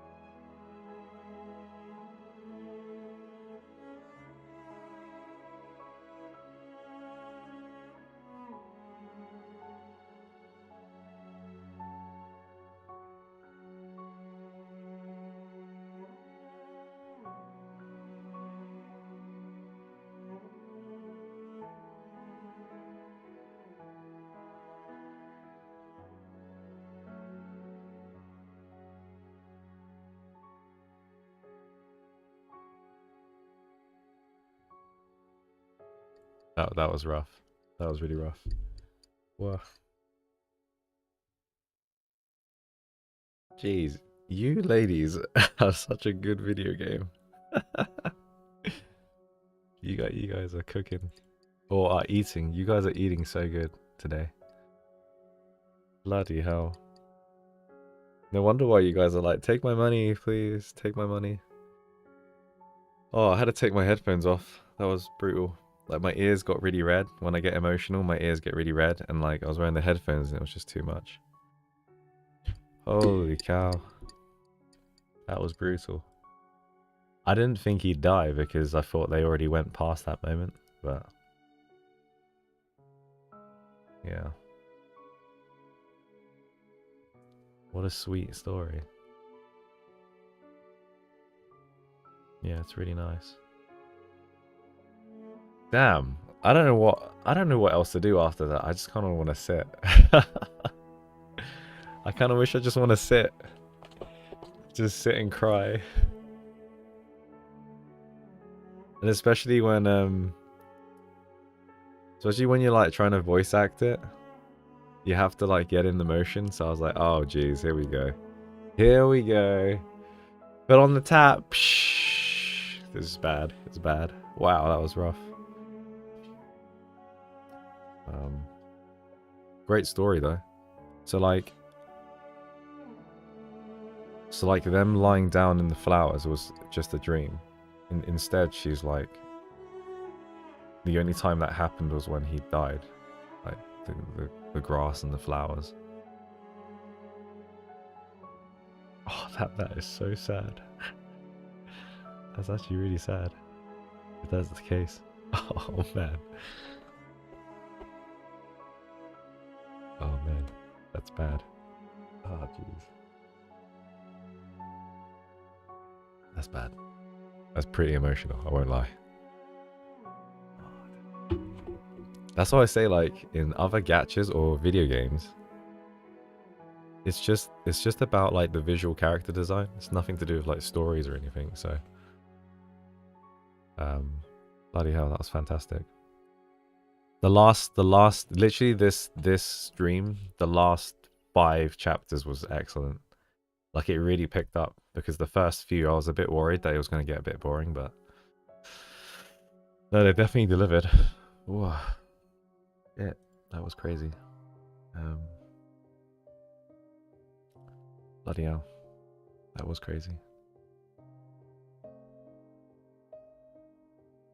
Yeah, it's sweet.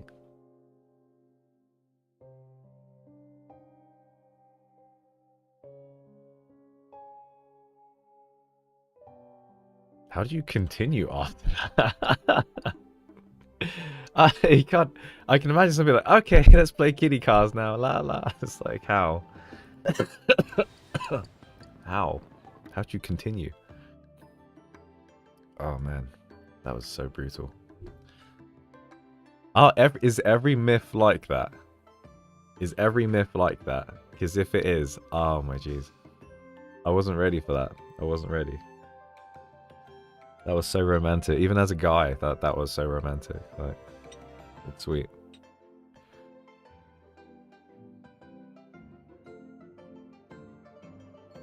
I wonder, when will you start blurting things out again?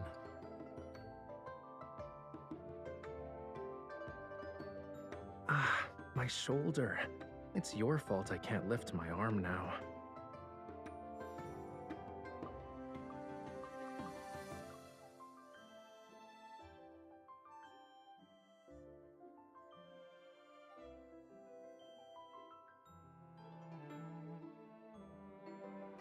Yeah, that was so brutal.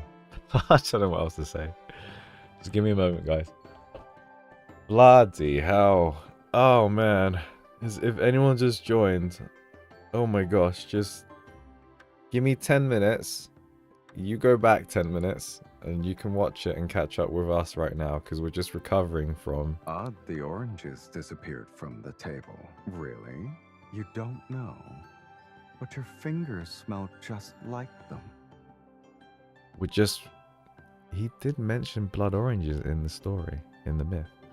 We're just recovering from the last part of the story. Okay. Damn, son.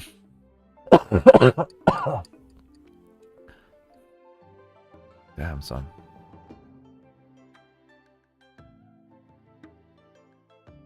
Yeah, I think after this, At the Silas fashion is my show, favorite. Yeah, I saw a definitely. dress with the night sky stitched over a river. I ordered one for you.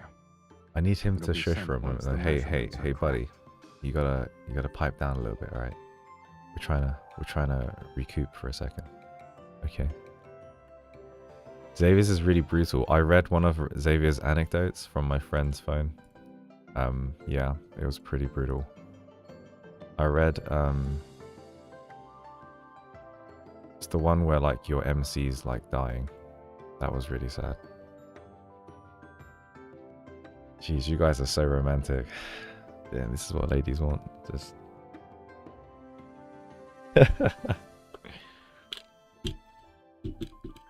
crazy. Made me tear up. Bloody hell. What have I got myself in for? Ah, boy.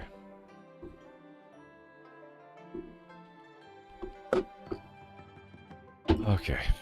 What have I got myself in for, guys, eh?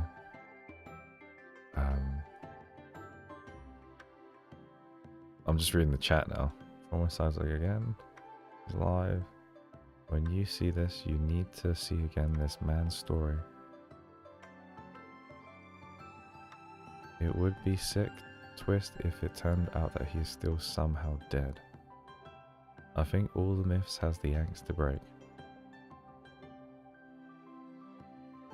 Yeah, it was crazy. Bloody hell. That was so intense. Ah, I need like 15 minutes. My emotions are everywhere right now. Oh. Is this why you guys get so defensive when we talk about your characters and stuff? Is this why you guys get so defensive? Because you guys get really defensive sometimes. This kind of leads me on to my other video that I wanted to talk about. I don't really know how to even structure this video, but I put it in one of my posts to talk about you guys as stans and fans and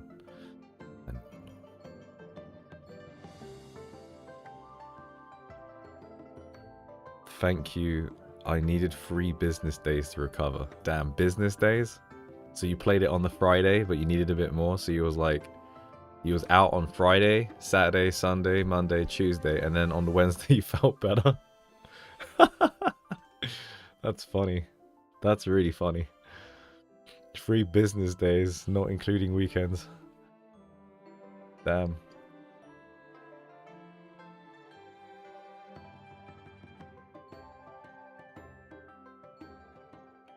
Yeah, I got a bit emotional reading out the stuff. That's for sure. Love and depression. Yeah. Crazy game. Yeah. Oh, how do I make a video on people and stands and fans after that? That's just, we did it the wrong way round, guys. We should have done the video first, and then we should have played this. This was brutal. I don't. That's.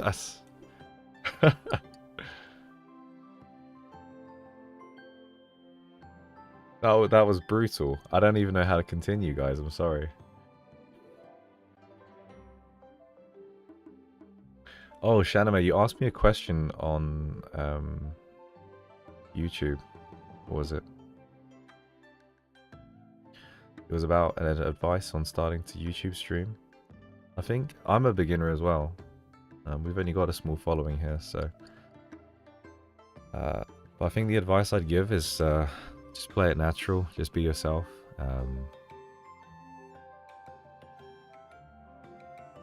And whatever you do, just enjoy it. Make sure you enjoy it.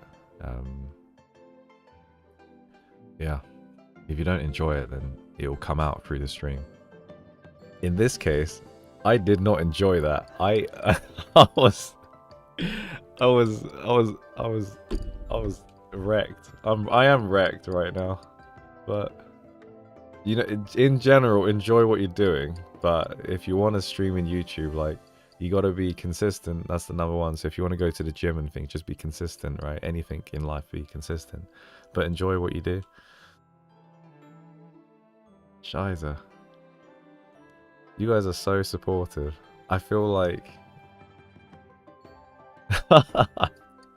I feel like I don't know, it feels like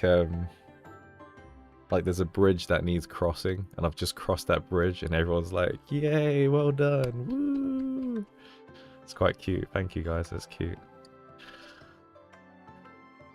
Oh, man. What should we do now? What should we do now? How long have I wasted just sitting here talking about nothing? Yeah. We ready to do something else? Should we do something else? Okay. Okay. The next thing I wanted to do, guys, and we've got quite a few people. We've got about 58 viewers right now. I wanted to go through specifically how I felt with stands. And I only knew or found out what stands were in this game when I started playing. Before that, I didn't even know what a stand was. I thought it was like, I thought it was just a fan. And I think that is what it is, right? I haven't met Caleb yet, no. But I feel like I need to recover from that first.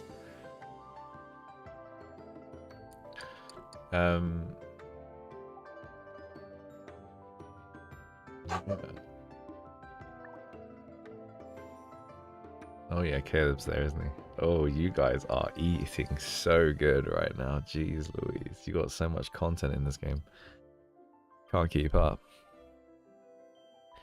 Yeah, so should we do this later or another time, or should we just start with more story? I don't even know. Should we just go in order? Should we just go in order of these guys and just talk about the stands? I'll let you guys decide. We're doing the Twitch stream together, so and I need a moment to sort of like think anyway.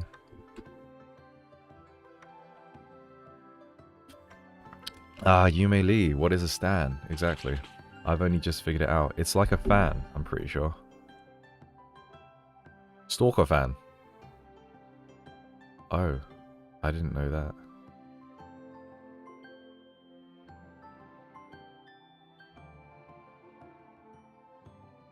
Oh, I didn't know that.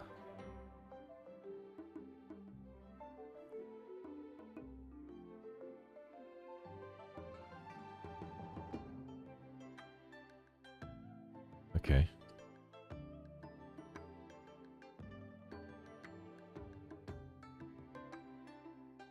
Okay, I kind of want to do this video first before I play Caleb, because I already have my own opinion of Caleb stands / fans.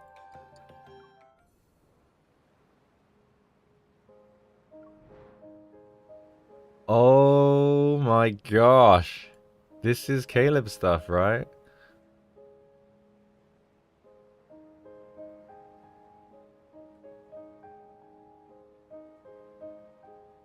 Okay. We'll talk about this really quickly. Let's just see how it plays out, and if it's not that good, then I'll probably make a video on it, but I wasn't able to sort of conjure something up. Because I know people have been really curious what I think about each stan, or fan, or whatever you want to call it. So, in general, okay, we'll go from order from Xavier to Caleb.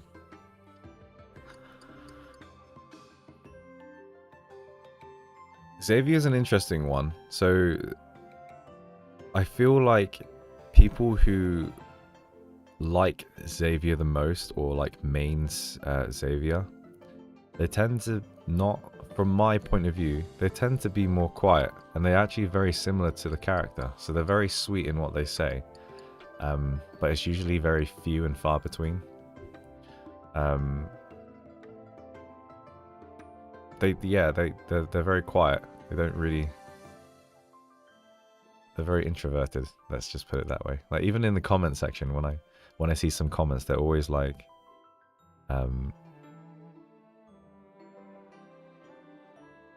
yeah, it's so hard to describe these Xavier fans. I wouldn't call them stans, because I feel like they're like the most stable. They're like the most stable people, because they're not super like addicted to Xavier, but like Xavier's their favorite. They're just like kind of normal. Yeah, he's like the normal one. I don't know how else to describe that really. This is a lot harder than I thought. Yeah, but they're always like saying like, oh yeah, from a Xavier's point of view. I mean, you know, la la la. I like the way he, you know, is mysterious and it's quiet and all that. I'm like, okay, cool, thank you. And I've noticed that as well, like the way people portray him in like Reddit and things. They're not like super freaks. Like if there's like a Xavier photo or a picture on Reddit, they don't like freak out. They're not like, oh my god, that's my boy. Woo! They're just sort of like, okay, cool, that's fun and exciting. Lovely art or whatever. Do you know what I mean? Does that make sense? You think Xavier's the freaky one? Interesting. Boom, bitches. That's a long ass name. Silas-sized hole. Thanks for the follow. Yeah, it's kind of hard. It's kind of prickly. That's why I maybe not release this video late. Yeah. Zane stands or fans, especially from my recent video, and it probably is my fault, right? I feel like the Zane ones, they tend to be the most like, they always come up with a reason why Zane acts a certain way. So like, for my initial impressions, and obviously from what I've watched and seen, obviously you guys know, I'm not sure if he's my type of guy or person that I'd like to be with. And I always see it in the comments, especially. They're always like, oh yeah, he's like that because you need to watch this memory. Yeah, this memory will explain it. Or like, oh, you gotta read this anecdote. There's a reason why he is so protective of you. And it's, I don't see that with other stans or fans. Like, I've never seen that with anyone. But with Zane specifically, everyone is always like, oh yeah, oh, Zane's my favorite, and you gotta read this this date. You gotta read this date, or like, have you seen this yet? You gotta see this. This is why he's acting like that. Yeah, I feel like they're the most unhinged ones, to be honest. It's almost, and they're almost very analytical, like, as well.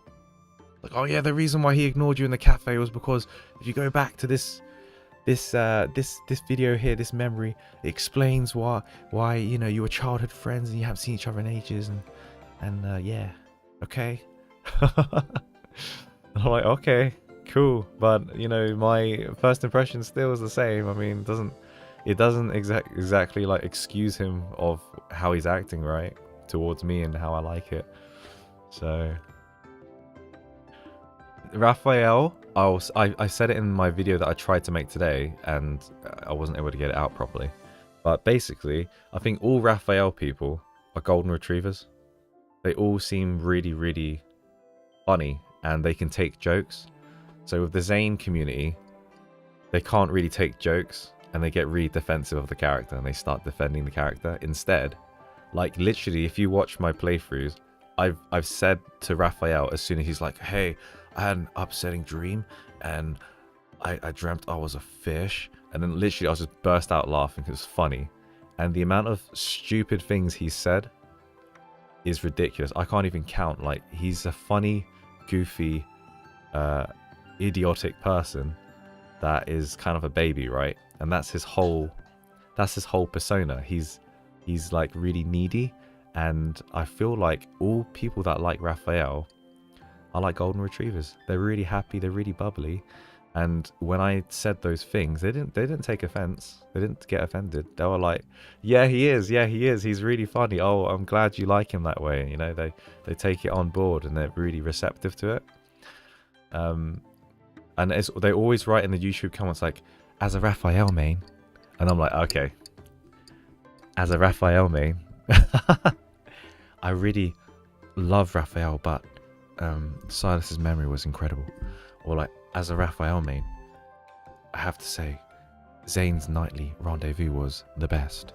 You know, they'll always say that, but they're more than happy to compliment other stands or fans or characters and say, wow, they're amazing. They're very sort of happy people. They're very, very happy. That's the impression that I get. But I don't know. Yeah, I might be wrong. Silas is interesting.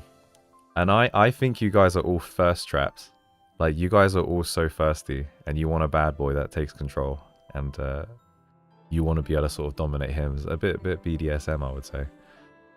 I always get that impression. Every comment I get on YouTube and on Reddit, like if there's an artwork of Silas, it'll be like, oh my gosh, like, you know, I don't want to say anything rude, but it's always like really thirsty, horny comments. Like, oh my gosh, I could kiss him or whatever, you know? It's always really thirsty. Or like his chest. Oh my gosh, his chest. The way he breathes is so sexy.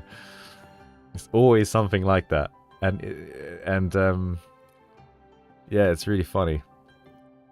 Oh, I forgot to say with Raphael as well.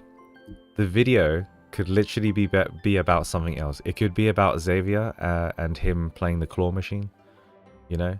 And then there'll be a random comment out of nowhere, like, as a Raphael main, I find it really sweet that Xavier's doing that. And it'll just... it's like... it's really like, they always address it, like that they're a Raphael main, but they're happy to consider others. But anyway, back to Silas, yeah. Everyone who likes Silas, they tend to be super thirsty. Like, you guys need more physical. You guys want that physical, deep, sort of strong connection. And likes a bit of a bad boy, of course.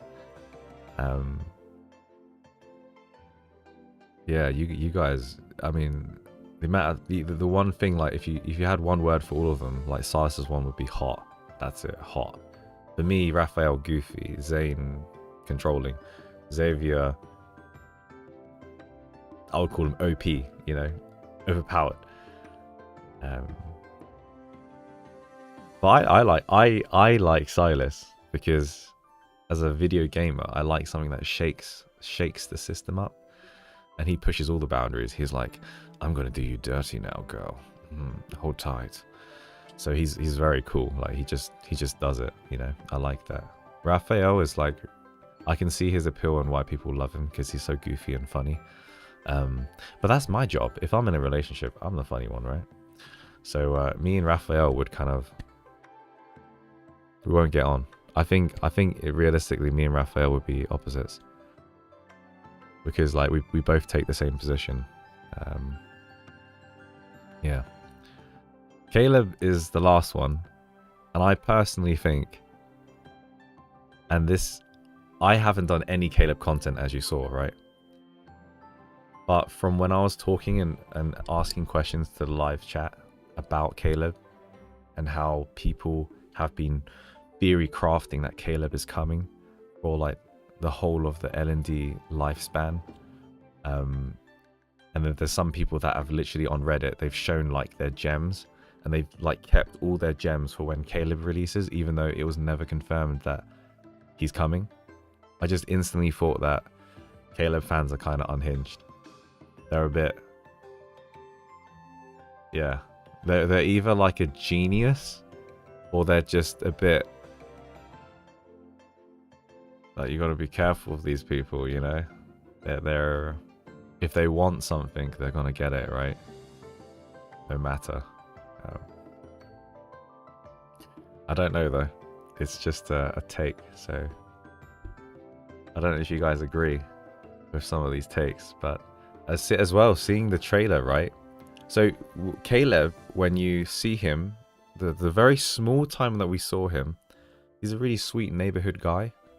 And then all the trailers we've seen, he's like really, like he's morally, you don't even know where his moral compass lies. And I feel like that persistence from the fan base of Caleb for him to come and do something and then him turning out like that, I mean, it's, yeah, it's a bit unhinged.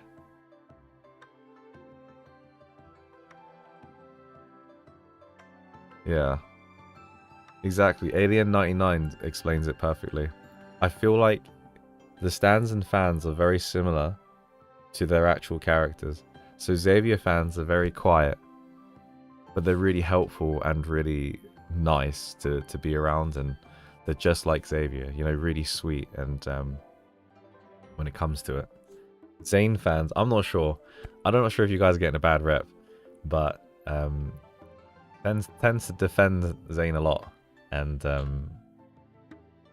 mean, you don't have to defend him. He can speak for himself, right? Like the way, if whatever I see, how he portrays himself to me, he can speak for himself. And I know it's because he's got a very deep story, and I know it's because he's, you know, a troubled character, and they all are. All 5 of them are. So I know there's a reason, and until I find out, you know, we're gonna have to see where it goes. But as you know, from when I've started, my favorites have sort of moved around a lot. Like, I think my favorites is Silas and Xavier, and I think Raphael is next, and then it's probably Caleb, and then Zane. You know, whereas most people like Raphael, they think he's awesome. So yeah, it's interesting. And as I say, Raphael, I think the community are very friendly.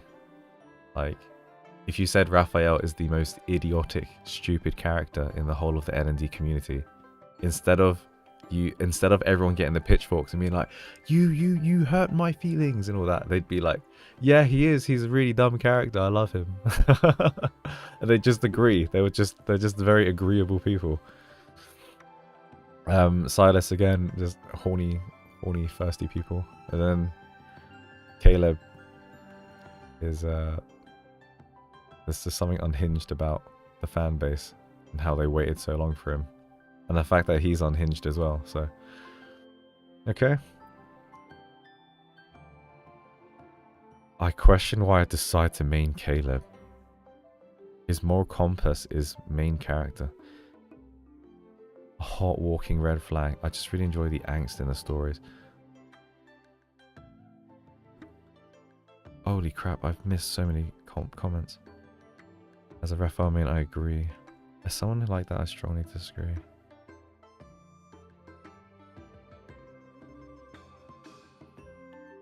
Raphael is definitely the most popular from my community.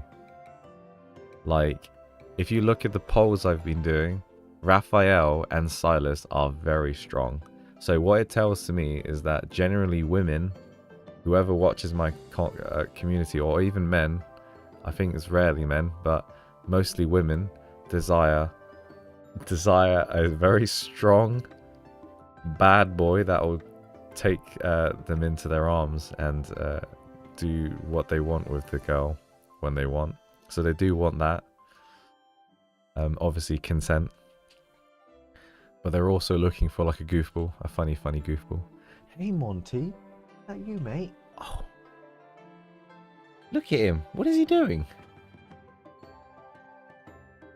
Hey, hey! Then look at the light.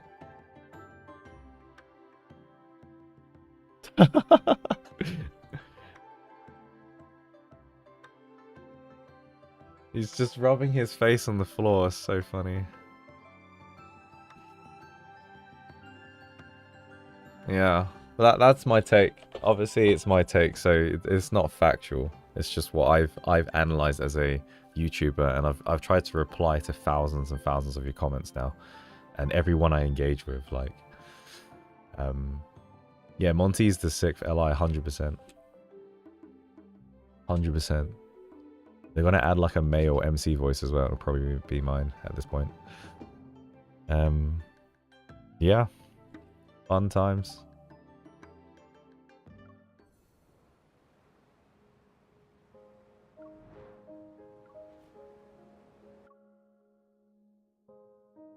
Do you guys think I need to proceed through the story before experiencing Caleb's?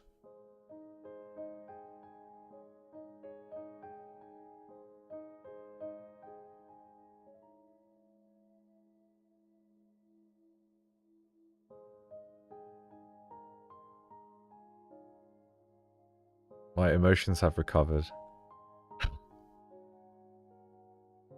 Caleb scares me a little. He needs therapy really bad. Horny, feisty people. Yeah, you guys... I feel like Silas people need... they need a bit of sexual tension. Not tension. They want the attention, but they need attention. If you get my drift.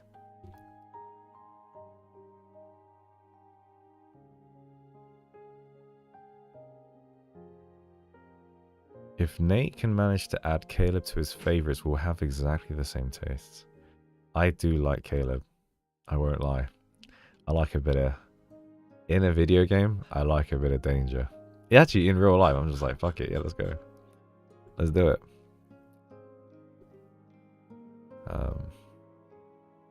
And it's funny, I've said this in a previous stream. My personality is ENFJ, which is protagonist, and I'm voicing the MC, so it was kind of funny. Okay, I'm gonna continue through this. Let's just see what. Take a break before Caleb. Yeah, I might need a toilet break, to be honest. Sassy Goofy, yeah, he's a cool character. Do you know what? I will take a break. Whoever said that was awesome. I do need a break. Let's play some awesome music for that.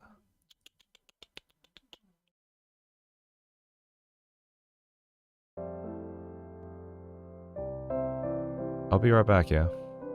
Just give me like 5 minutes or so, yeah. Thanks, guys.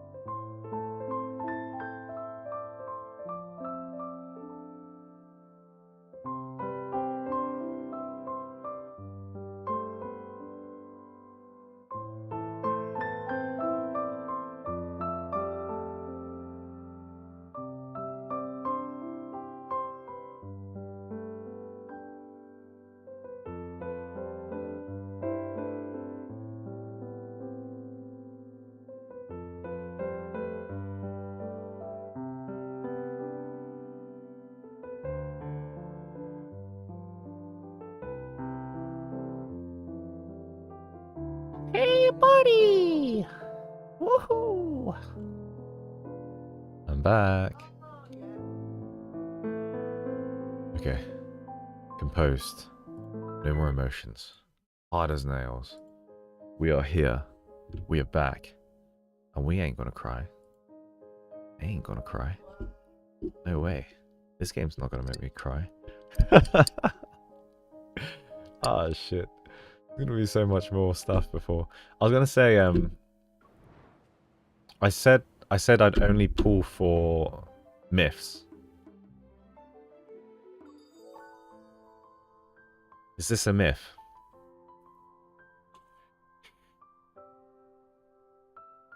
Or should we do the story and see what we think first?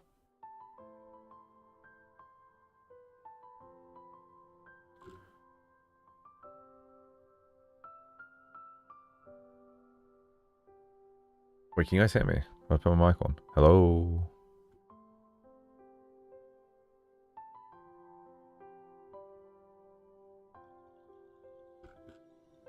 This is not a myth. I want to know what his bionic arm is about, though.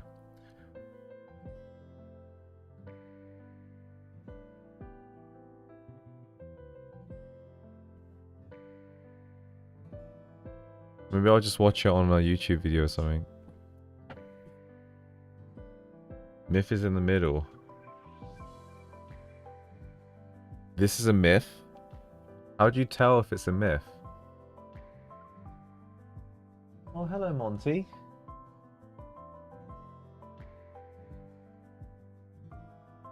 How do you tell it's a myth?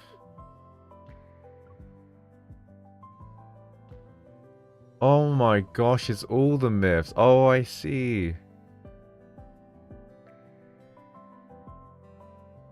I've almost got all of Silas's, have you noticed?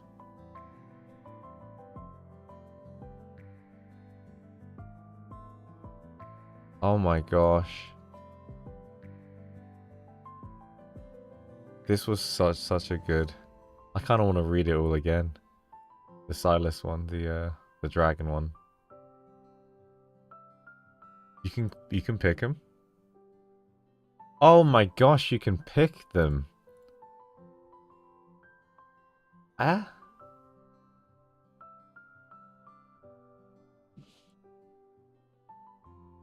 Sun is myth. Okay.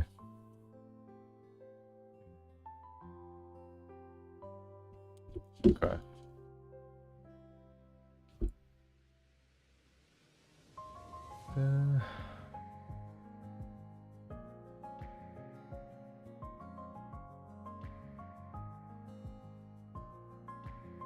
I think what we should do is play... Wow! Alright, dude. I'm working on it, okay? I'm working on getting those abs. I always see that one, though. It just goes right in front of my face. Let's just, eyes on the road for the story. I picked the wrong one, didn't I?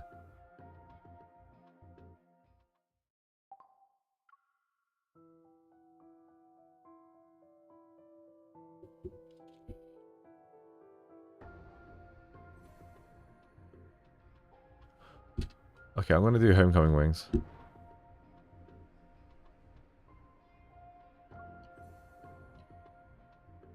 You can also get standard 5 room. Okay, here we go. No more crying. Here we go. This was the correct one, right? Okay, my vision goes dark. Everything blurs as the universe finds a strange stillness in its chaos. Then it fades to nothing. A strong resonance pulses through my body. It stirs fragmented memories that drift like fading apparitions. Pale planet appears. It's strange yet familiar. And then there's an overwhelming force as silent as a black hole. It's a massive, artificial eye.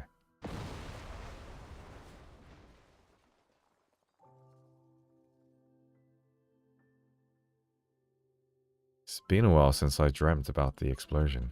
Looking back, those roaring flames feel like a surreal, distant nightmare.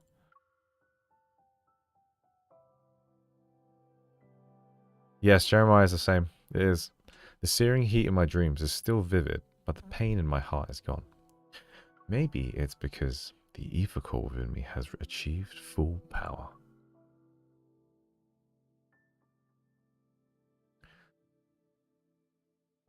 To investigate and deal with anomalous incidents related to the ether cores, the association secretly began Operation Ether Ordeal. Over the past few months, we swiftly and discreetly handled numerous anomalies and documented information about the new ether core. We termed it the Spatium Core. After completing several investigations, I learned how seemingly unrelated issues were connected in surprising ways.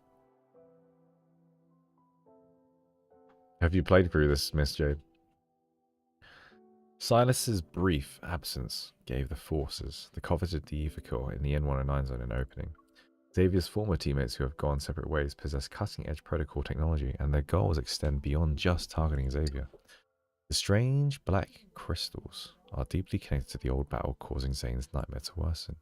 And with the watchful eyes of some secret observers, Raphael is forced to quietly search for the power sealed within the tomb of the sea god.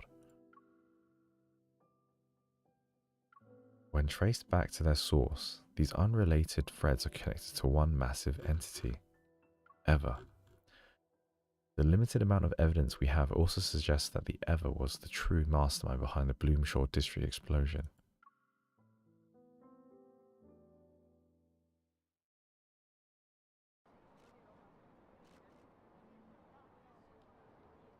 Okay. It's been a week since the explosion in the Cascade District. The Farscape fleet still has that region under lockdown. No updates, no details revealed about the investigation. The public is demanding answers. Is the new fleet colonel defying the Hunters Association by prohibiting hunters from investigating? Would you say tensions are rising? Deal with those reporters. Understood. The entire garden has been blown to bits. Hey, rookie, go investigate. Yes, Captain.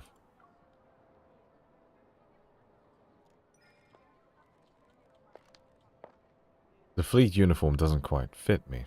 I subtly roll up my sleeves and push aside the rubble as I make my way into the garden.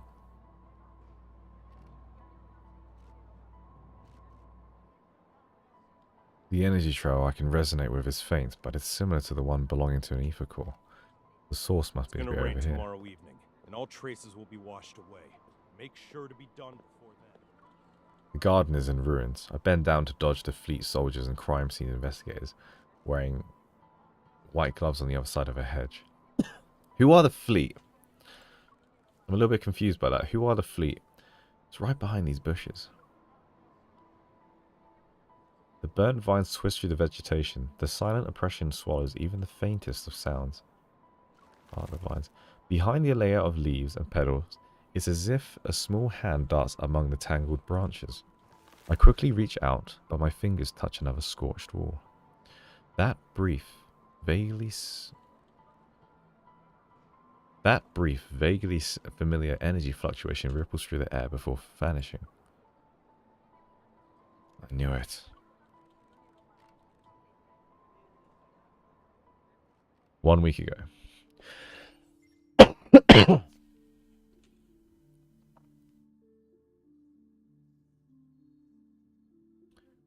I would say this, but I feel like I'm going to cough again. So I'm just going to press confirm. The dispatch request for the explosion incident has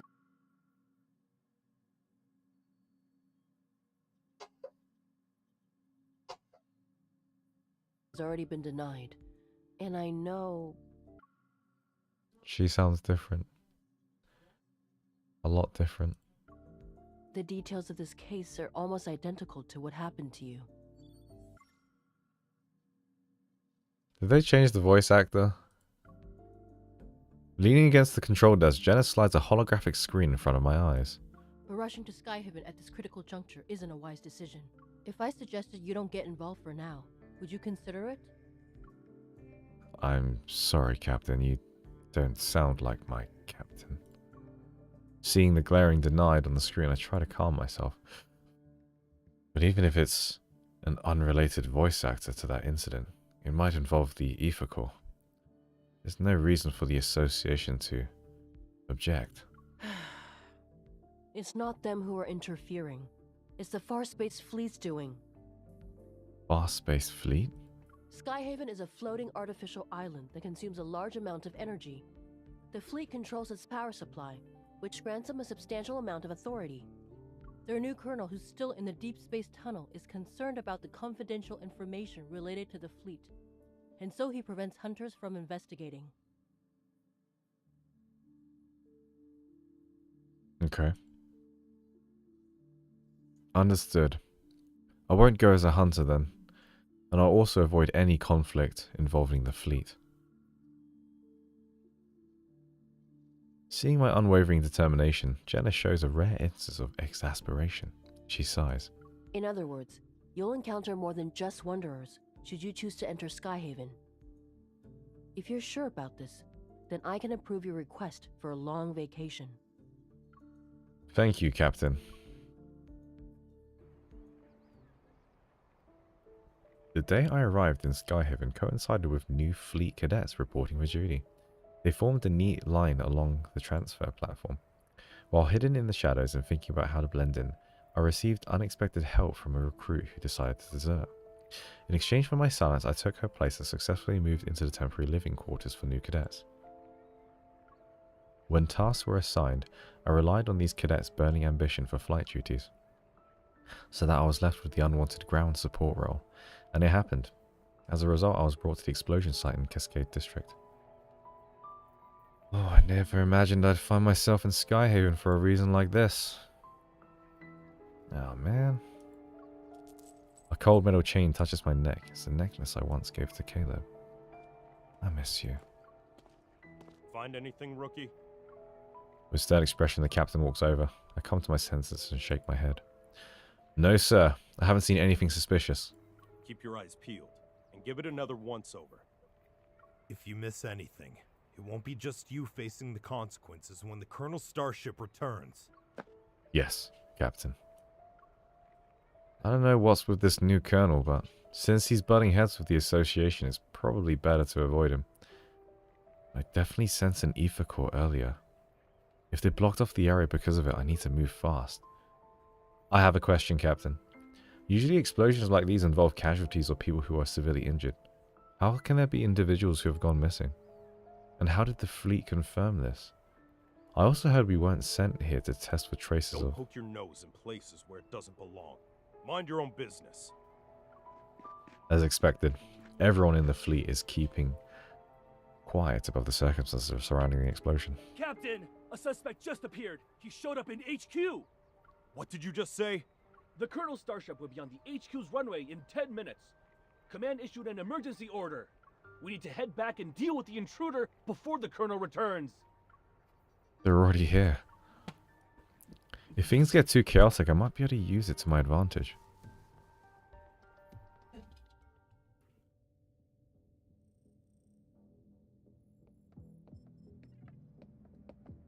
Colonel, everything is ready. We'll be landing in Skyhaven without a problem. Sounds a bit loud. Do we have any leads yet on the traitor who almost sank us in deep space 3 days ago? I'm afraid not. Maybe our navigation was off. It could have also been unexpected turbulence.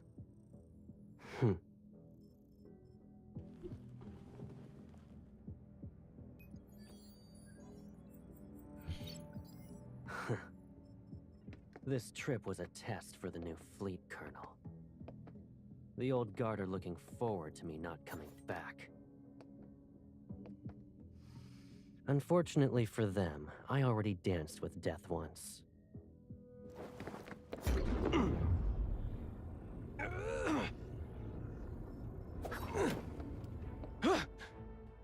I won't die again.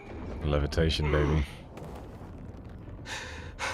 It doesn't matter if you succeed or fail. You've chosen treason, so the consequences are still the same.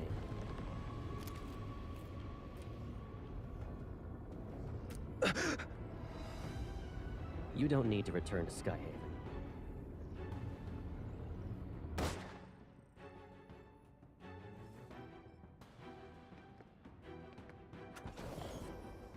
Well, he's charming.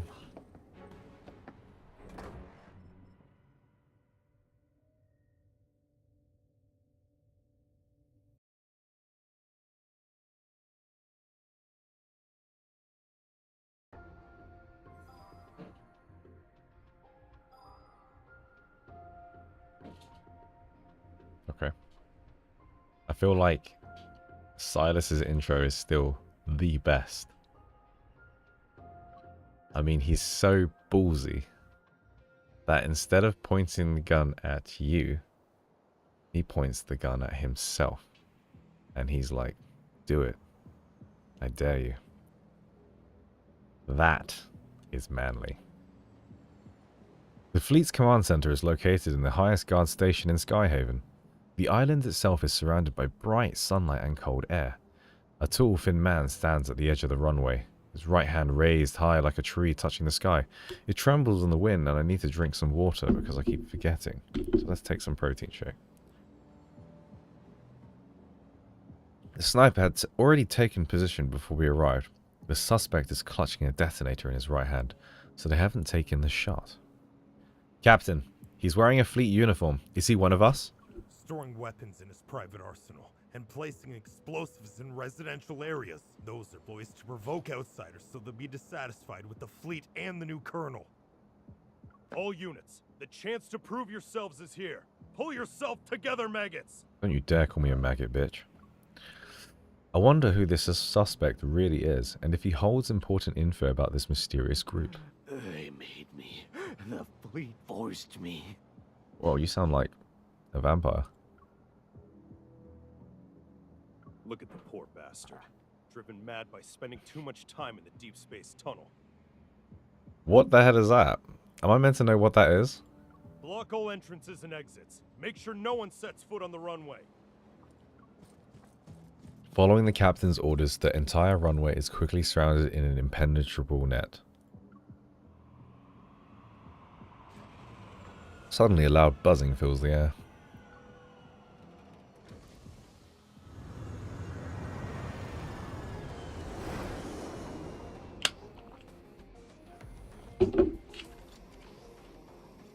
Oh, hello, bad boy.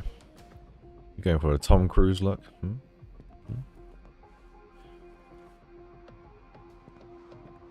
All those Ray-Bans? Am I meant to know what Deep Space Tunnel is? Am I actually meant to know what that is? Shit. Am I actually? I know it's called Love and Deep Space, but I didn't actually know what the tunnel is. Whoopsie.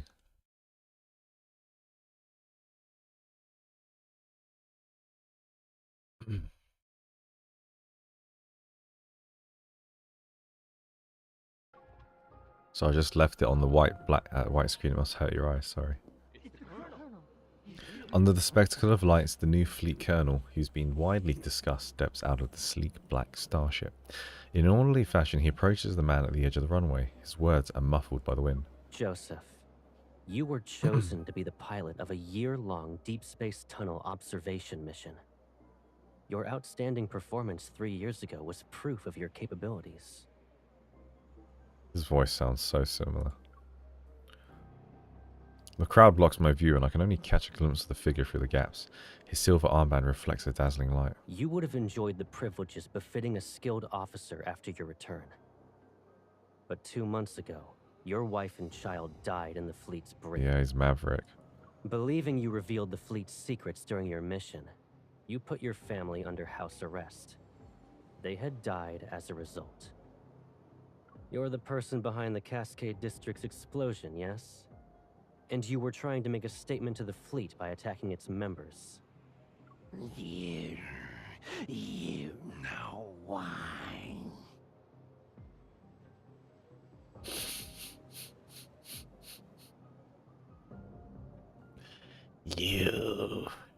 You know why, my precious.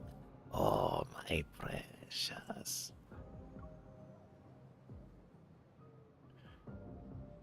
Joseph sounds as if his vocal cords have been torn. His voice unpleasant to the ear. Good night, The alien. information I collected tells a different Till story. then, I gotta see. Have fun, everyone. We'll catch the VOD. After your mission ended 2 years ago, you were suffering from the effects of long-term exposure to cosmic radiation. Your memories were severely affected. Hence, you received a prescription for the psychotropic drug Cybazin at the medical center. But you went ahead and increased the dosage on your own. You probably weren't aware that a Cybazin addiction can lead to cognitive dissonance and confusion. That's why, after your overdose, you accidentally killed your wife and child. When you recovered, you created a lie Goose. to escape from the pain of what you've done. He speaks calmly, and then everything becomes quiet. No, that's not possible. You made me do it. You planted a mind control device in me. It's that chip.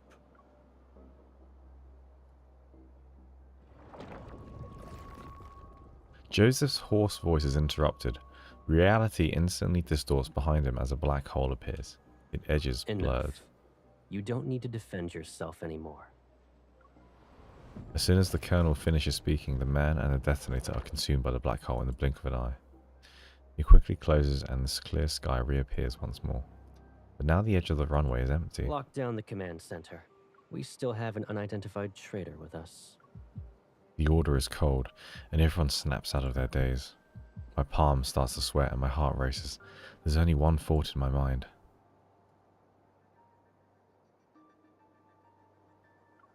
How did he know? He just got back from the deep space tunnel.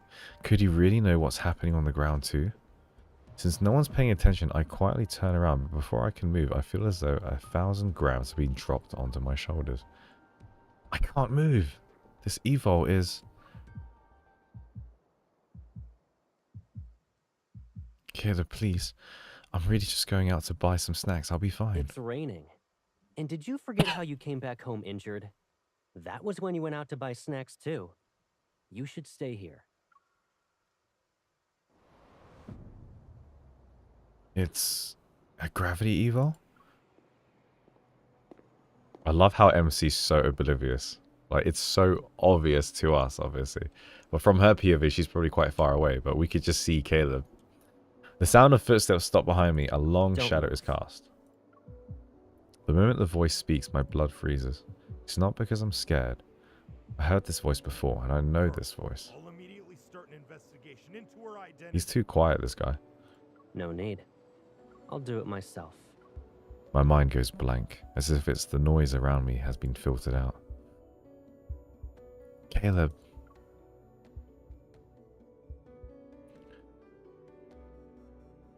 Why is everyone saying agreed? Are we like in a doctor's meeting? What?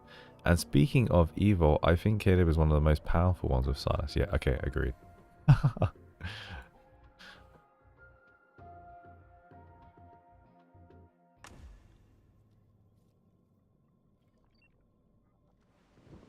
Ah! I'm forced to sit in a chair used for questioning. Restraints emerge from it to secure my hands and feet.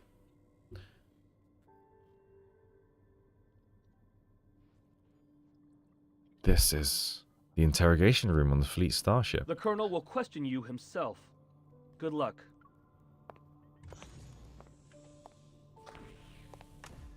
After the door closes, a harsh incandescent light shines down from above. And another light behind the one-way glass window opposite of me turns on. I can only see a blurry figure. Asking the questions. Please cooperate.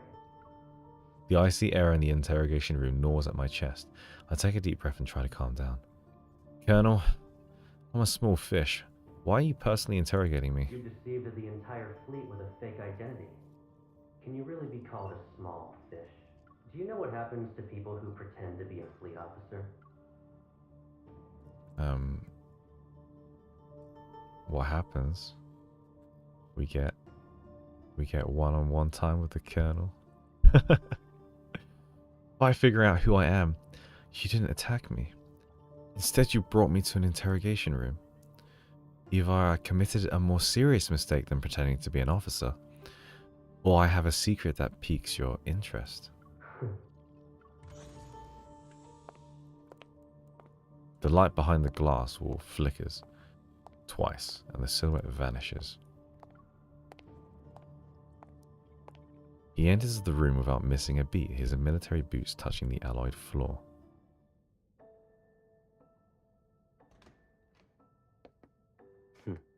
If you understand the situation, then let's go ahead and have a nice chat.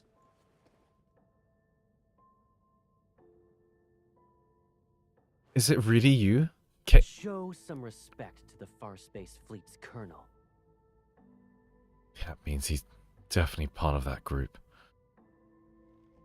How can a stranger look so similar to Caleb? I can't believe it.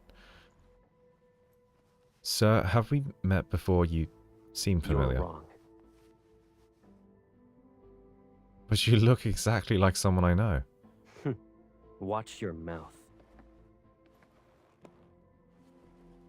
There's more than one pair of eyes observing you in this room. The camera. If he really is Caleb, could there be a secret behind all this? Alright. Smart move. Good. Let's get started then. What is An this? interrogation, of course, and a thorough inspection. That's... my gun. Once we're done here, I'll return it to you. You touching my chest? Okay. It belonged to someone from my childhood. He died in an explosion, like the one in the Cascade District. I miss him. Sir, can you tell me something? If that person hadn't died, would he support me even now? In the Farspace Fleet, there are only soldiers and officers. Then what about you? Will you support me? Do what you're told and don't cause any trouble. You won't get hurt then. Oh, I get a choker. It's a mood tracker. Mood The cameras tracker. in this room will scan your iris and facial movements before sending the data straight through a terminal. That, along with the monitor's information, will be analyzed to gauge your emotional stability. Okay. In other words, there's a catch. You can't lie, no matter what. It's necessary. Be obedient and it'll be over before you know it.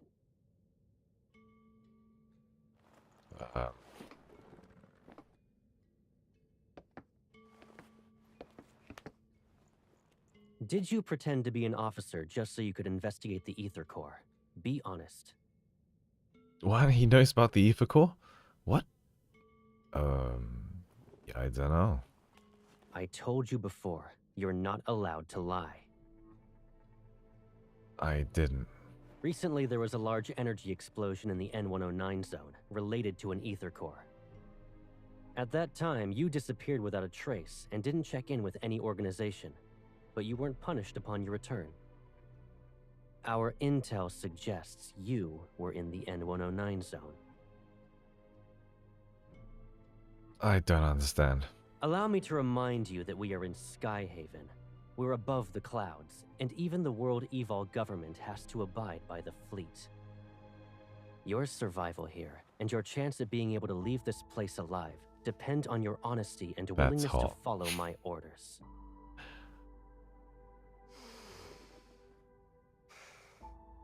I will ask again. Did you come to Skyhaven for the Ether Core? Is he really Caleb? Answer me. Remember, the camera is watching. You must tell the truth. The camera, he's reminding me that surveillance, so I can't say anything. I'm telling the truth. I'm not related to anything involving an Ether Core. This is your last chance. I don't know anything.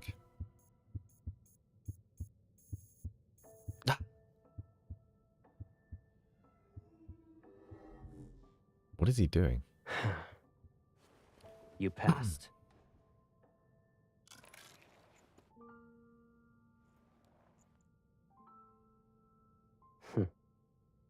Surprised? Sure, it's been a while, but you already forgot about me? It's you, right, Caleb? Is there another me in the world? Did I scare you? Hell yeah, brother. It's you, Caleb. I must be dreaming. It's me. It's okay. I'm back. Oh, that's sweet, isn't it?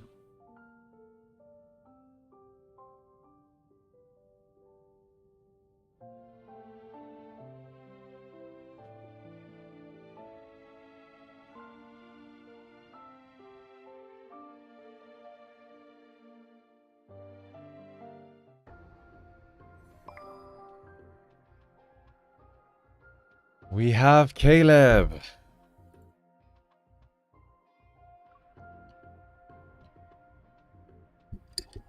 Interesting. Oh my gosh, my hair is going crazy. Yeah, let's keep it back because I can actually see. I saw people calling him the better Zane. That wasn't me. I didn't say that.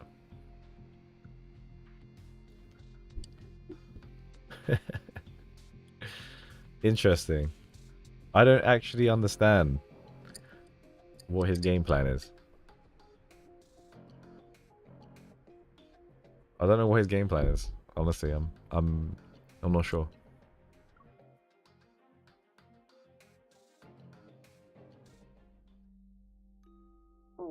Don't be afraid. It's all right. From now on, we'll be living together. Does this mean we'll never be alone again? Yes. Starting today, I'll be your grandma. Grandma? In the empty void I see, everything is like a painting. White background that is seconds away from being drowned in the sea of color. There's one exception, the figure standing before me who's strikingly clear. You. Who are you again? It's okay if you've forgotten. I'll remind you. He holds my hand with a radiant smile. His eyes gleam like a sunlight. I'm Caleb. I'll always be by your side. What do you mean you used to call him Nene? You still do. My mind returns to the present. All I can see is a greyish-white glow with a metallic chill.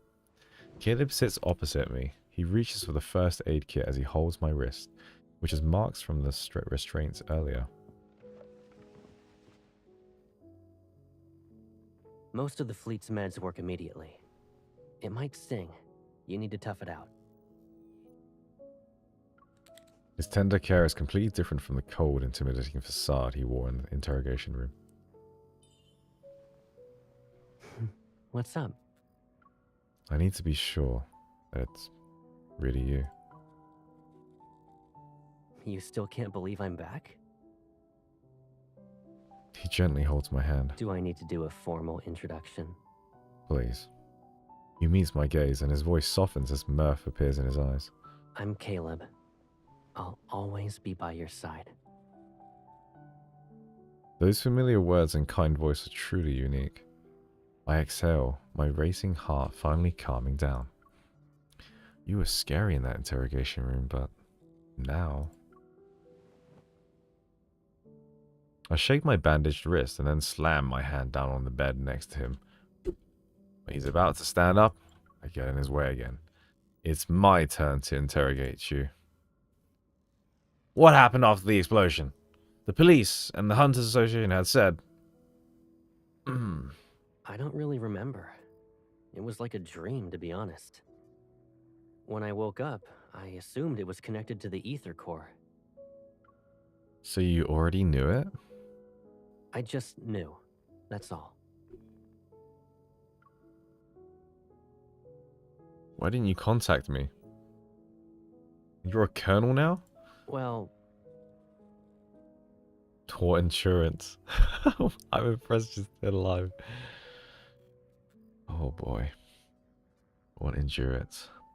He turns to look out of the window. The night sky resembles a dark, flowing river. If I didn't join the fleet, I would have been abandoned. Abandoned? That's just how things work, Pipsqueak. So, I couldn't contact you. I can't bear to imagine you being put through that pain again.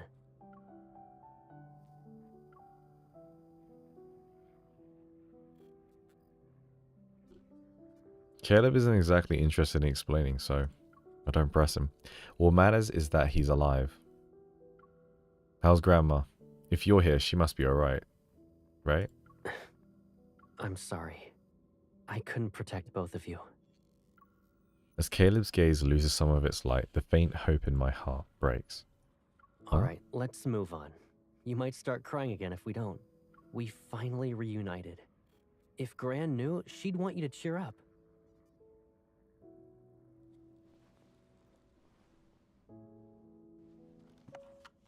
Caleb closes the first aid kit and stands up. He returns it to the cupboard. After all that interrogating, shouldn't we relax? You've been running around all day and must be exhausted. Let's get something to eat. He does look very dashing in that outfit, doesn't he? Would like to speak with you. He suggested solitary confinement for the traitor you captured. Come back to me when the bauble around his neck grows a brain. Damn, he sounds different, doesn't he? When he talks to his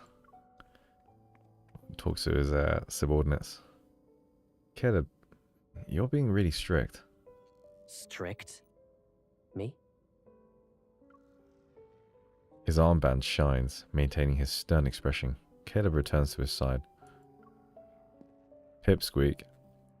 I haven't even disciplined you. And your cover's so good that you're living in the officer barracks?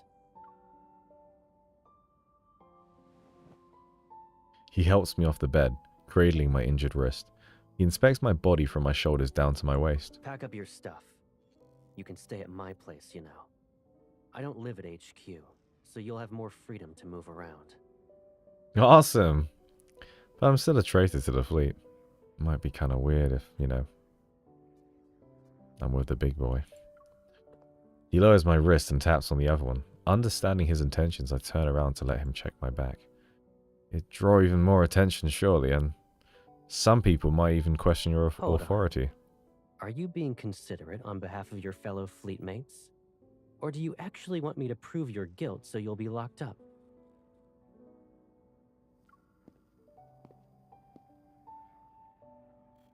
I'm telling you, Caleb fans are unhinged. David's secret. You a Caleb Stan fan. They just want to, you know? They want that. They love it. Once the inspection is done, Caleb moves over to face me. Don't worry. If anyone dares to question your identity, tell them you're my new adjutant. Adjutant, huh? So you wanted me to use your influence anyway. It's an order.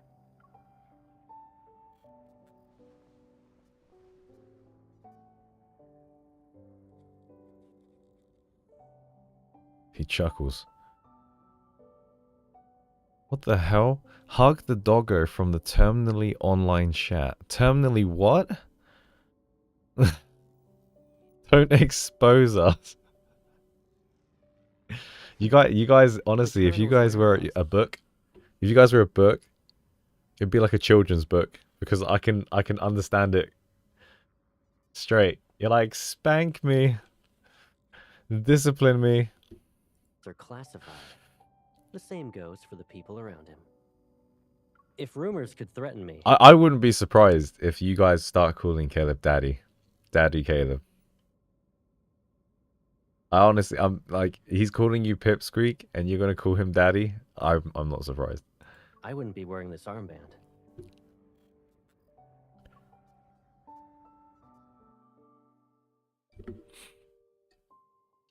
Caleb's personal aircraft carries us away from Skyhaven's main island, and we go to the surrounding guard station. Golden sunlight traces the crystalline lines across the viewport. In the cramped cockpit, built for two, I tell him everything that happened when we were separated for several months. Everyone's cringing. Oh, that's so funny. You guys love it, really. The researchers being killed one after another. The documents Grandma left behind the ether core within me. Since Operation Ether Ordeal and the Spatium Core are confidential, I omit the details related to the association investigation.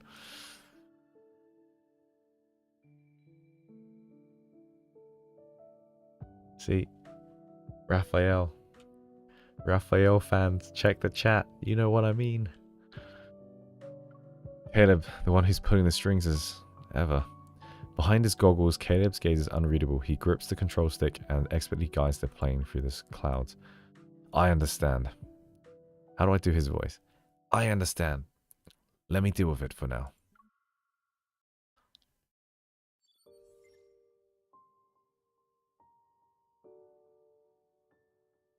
Ten minutes later, the scenery projected from the starship's camera shifts to a floating fragmented island. The starship slowly descends and passes through an invisible barrier surrounding the landmass.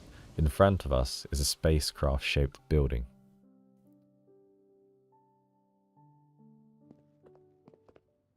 Here we are. Nice. That is a nice place. I like it. The white glow from the entrance lamp disperses the darkness and the entire room is flooded with light. You don't like the nickname Kitten? I think Kitten's cool. I hang my bag in a closet by the entrance before running my hand along the cabinet. Look at all this dust. Caleb, you didn't invite me over just so I could clean your house, right? This place is usually empty, and I rarely stay here. Of course, it's not exactly pretty. Move. Kitten. Holding a few jackets he took from my luggage, he lightly nudges my Only foot. the toiletries are left. Go ahead and sort out your stuff. Oh, actually, hold on a sec.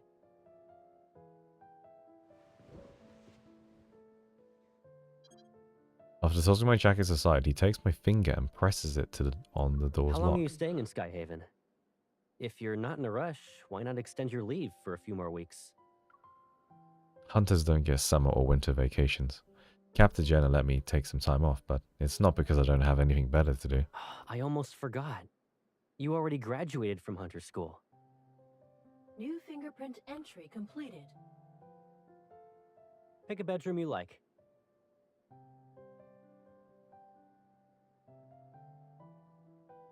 How many does this place have, if you ask me to pick one? I like non-romantic nicknames too. I want a ally who's overly sarcastic and calls me an idiot or dummy. Is that weird? No, it's realistic. I follow Caleb into the living room. The house is spacious, nearly empty in fact. The decor is simply and consists of muted colors. It's devoid of life. Caleb, are you planning to live in Skyhaven? Why do you ask? I mean, doesn't this mean we'll be separated again? You don't want that to happen, right? No, we'll be busy since I'm a hunter. I'm just giving you a heads up in case you'll miss me. After navigating through several doorways, I stumbled upon a bedroom with comfortable lighting. I stopped for it. Yeah. Without our wanderer-chasing hunter, we'd all be doomed. Oh, yeah.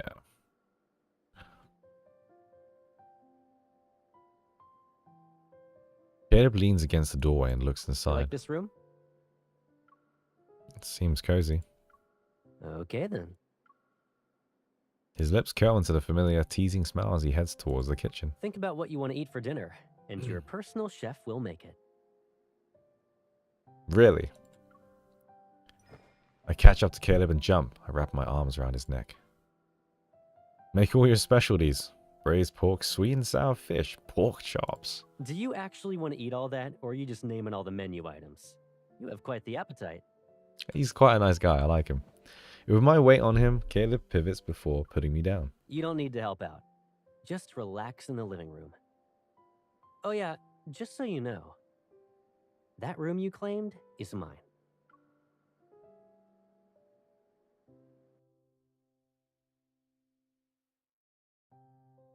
For those who want to be called dummy, play MLQC and favor Victor the CEOs. You don't have to do that much, guys. I can just call you idiots and dummies as well. Just say no more. Dummies. You don't have to play a game and build relationships with Otomi characters. You can just ask a streamer to call you an idiot and I'll gladly do it. After dinner, Caleb insists on clearing the table himself. He tells me to rest and he'll get my bedroom ready soon. I hesitate for a moment before deciding to ask him about the explosion incident. Just as I reach the terrace, thunder roars from outside. The sound alone makes me jump. Maybe it's because we're closer to the sky here. Seeing Caleb's busy figure, I calm down a little. Caught by his gentle gaze, the words stick in my throat. I can only say a random sentence. I want a soda. Caleb steps aside, creating a path for me to get to the fridge. Help me open it. I hold out to him the can that I took. So Caleb silently stares at me for a moment, then the metal tab is popped open. You're putting my evol to good use like always. We toast, our cans clinking against each other. Another roar of thunder startles me. However, I choke. Still a scaredy cat? Caleb can't help but chuckle. He pats my back, and as if I'm recalling something, he looks out of the window into the night. I thought you weren't afraid of it anymore. That's a real cough. What do you mean? Caleb sets down the soda and brings up a tablet that controls many of the house utilities. The curtains are shut, which protects the room from the storm outside. Remember your astrophobia from when you were little? Didn't you usually hide whenever thunder rolled in? Maybe it was because the thunder sounded too much like a wanderer's roar. I was still terrified of it months after the Chrono Rift catastrophe that had ended. At first, I thought you were playing hide and seek with me. But then I saw you were just frightened. You always remember the minor details. But eventually I became immune to it. And who should we thank for that? I look up with his eyebrows slightly raised. Caleb grins. And reflecting on those memories, I pretend to be clueless. I think we should thank my resilience. You ungrateful pipsqueak. Don't call me pipsqueak. Caleb teases me and pinches my nose, chuckling at my reaction. He lets go. Of course I remember that whenever there was a storm, regardless of whether it was during the day or night, he always stayed by my side. I didn't dare to fall asleep, but Caleb always covered my ears until I dozed off. The thunderstorm strapped him, the most popular kid on the block, inside the house, and so he had to seek refuge with me in various hiding places. No one else knew it was me that was trapped home, and Caleb was the one who broke that magical cage. Caleb, why were you always the first person to find me? It didn't matter if I hid in the attic or closet. We probably have a telepathic connection. Oh yeah? You just got lucky every time. Yeah, and? Doesn't matter if I'm lucky or not. Sentimentality grazes my heart's surface. My hand that's resting on the fridge subconsciously twitches. Why do I feel awkward all of a sudden? I mean, isn't telepathy usually something twins have?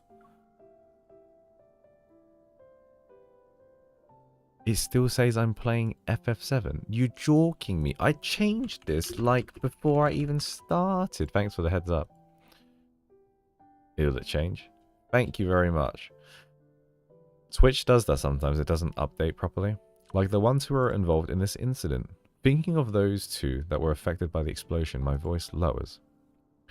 Over the next few days, there wasn't any progress in finding Kevy, and his sister, Maya, is still recovering.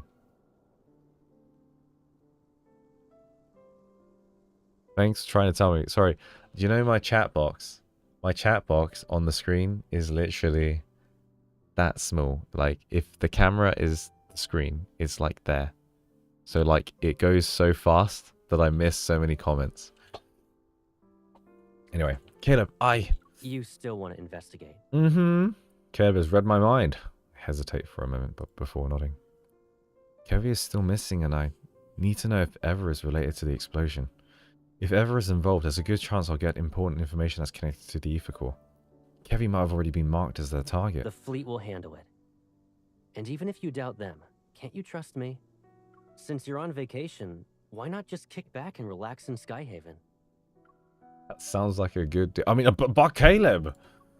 His sister must be worried sick about him right now. She probably wants to be with Kevy, right? I'm already your adjutant. Promise not to cause any trouble. And if anything bad happens, I'll take full response. Ow! Something hits my head. But it's not a light tap or a smack. Caleb has a serious expression. What are you even saying? I always have your back. Don't even think about drawing a line in the sand. Take care of yourself. Do that, and you can investigate whatever you want. Hmm.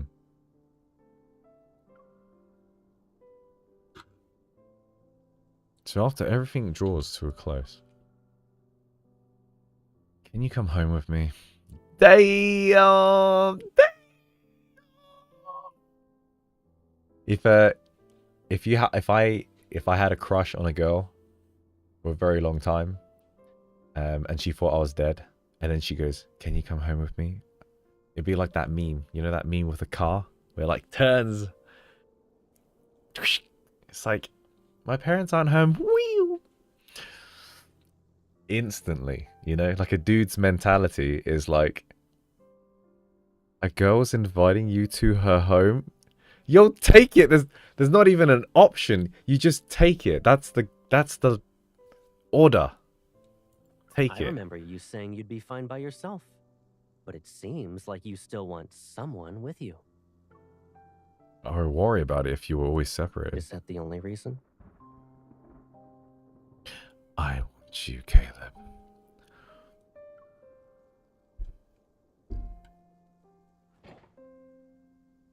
The fridge door is slightly ajar and Caleb's hand rests on it, seemingly trapped in this confined space. A cool breeze brushes against my shoulders. The faint glow from the refrigerator casts shadows in the depths of his determined, steadfast gaze. Is it just because I said I'd always be by your side? I'm just messing around. What's wrong? Cat got your tongue? Feeling the tension dissipate, I pretend to be annoyed as I push him away and change the topic.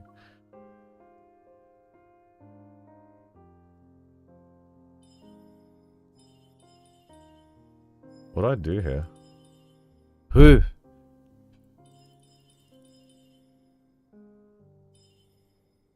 Do I have to hold it? Hold. Thank you. Move. It's so cold being in front of the fridge. If I get sick, it'll be your fault. Amused, Caleb willingly backs off. All right. I'll keep my distance. It'll be like there's an ocean between us.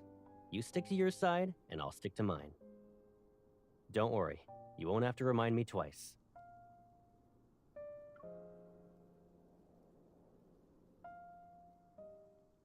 Damn, we have 72 viewers right now. Hello, everybody. I am alive. It's not a video. Caleb has returned to my side. I should be relieved, happy even, but I tossed and turned in bed that night. As I open my eyes, the bright morning light filters through the curtains. A warm glow is cast on the bedside. After staring at the dimly lit ceiling for what feels like an eternity, I wearily get up. The house is silent. It seems Caleb just left. My breakfast is still warm and is sitting on the dining table. I notice a note tucked underneath it. Your highest priority is resting and enjoying your meal. Everything else comes second, pipsqueak. I smile as I fold the note, and when I sit down, I get a voice message. Did you eat breakfast yet? I'll be sorting some things out with the fleet. I'll pick you up later. This is what I mean.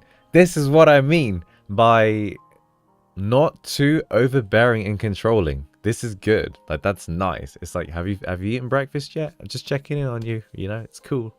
It's fine. One is fine. That's cool, right? Because he made breakfast. He's done the due diligence. You know, he made me, you know, my favorite bacon, eggs, tomatoes. He's made the toast. It's getting cold. Like, he's checking.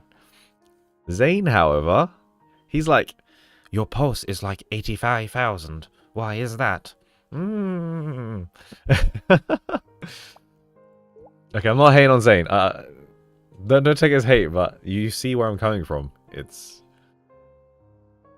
like, it's not excessive. I finished eating my breakfast while going over last night's plan in my head. Alright, it's time to visit that medical center.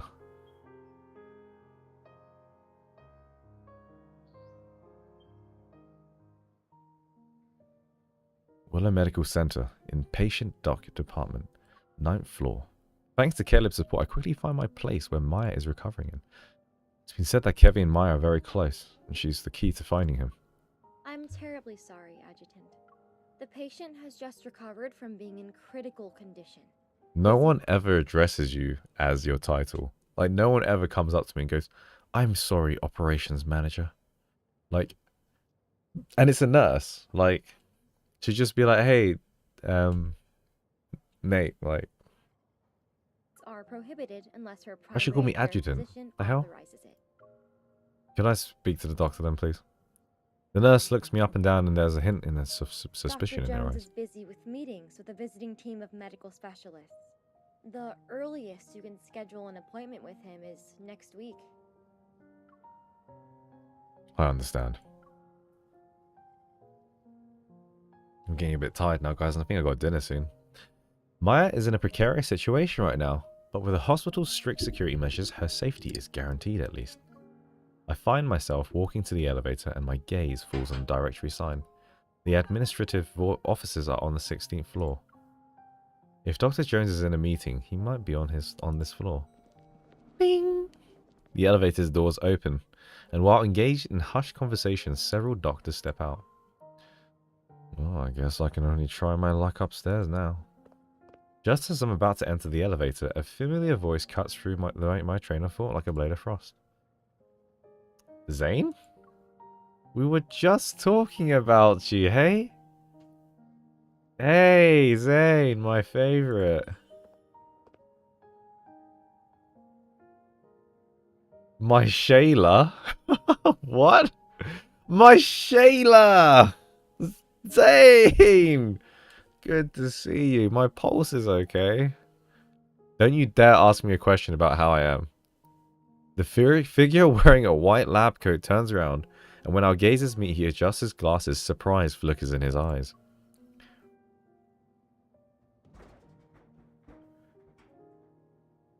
Is this the confidential schedule you talked about 2 weeks ago? Don't worry, I'll experience memory loss once I'm back in Lincoln. At the vending machine, Zane gets himself a latte. He gives me a bottle of pear juice. If I'm not mistaken, a few days ago you said the association ordered you to take leave. However, I didn't think a medical center in Skyhaven was a vacation spot. He's already sus of me? Well... He slightly tilts his head back to sip his coffee and frowns because it isn't sweet enough. I don't even take sugar in my coffees because I'm already sweet enough. He scans the department signs on this floor. You don't have to explain why you're here. It's obvious. Thank you. I sighed and gave Zane a rundown of the incident. I figured I could talk to Mia and see if she knows anything about Kevy. Mia is no longer in critical condition. She should be able to receive visitors. I like how you guys all say doctor. Do you know my sister's a doctor? They don't act like this. Do you know Mia? Her primary care physician used to be my colleague.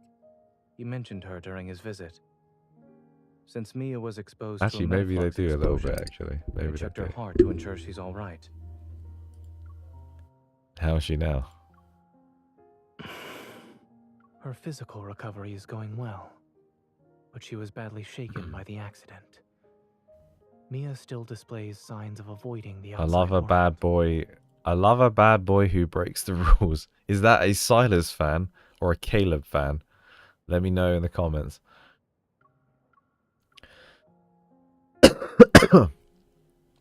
But you talking to her might help ease her nerves. I mean, if it's possible, I'd like to try.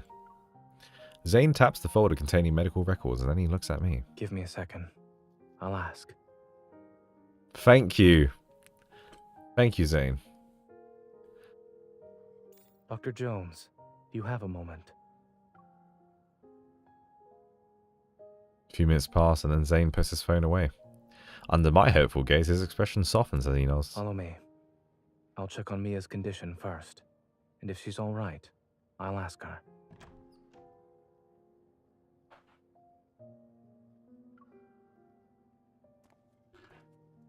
Of course.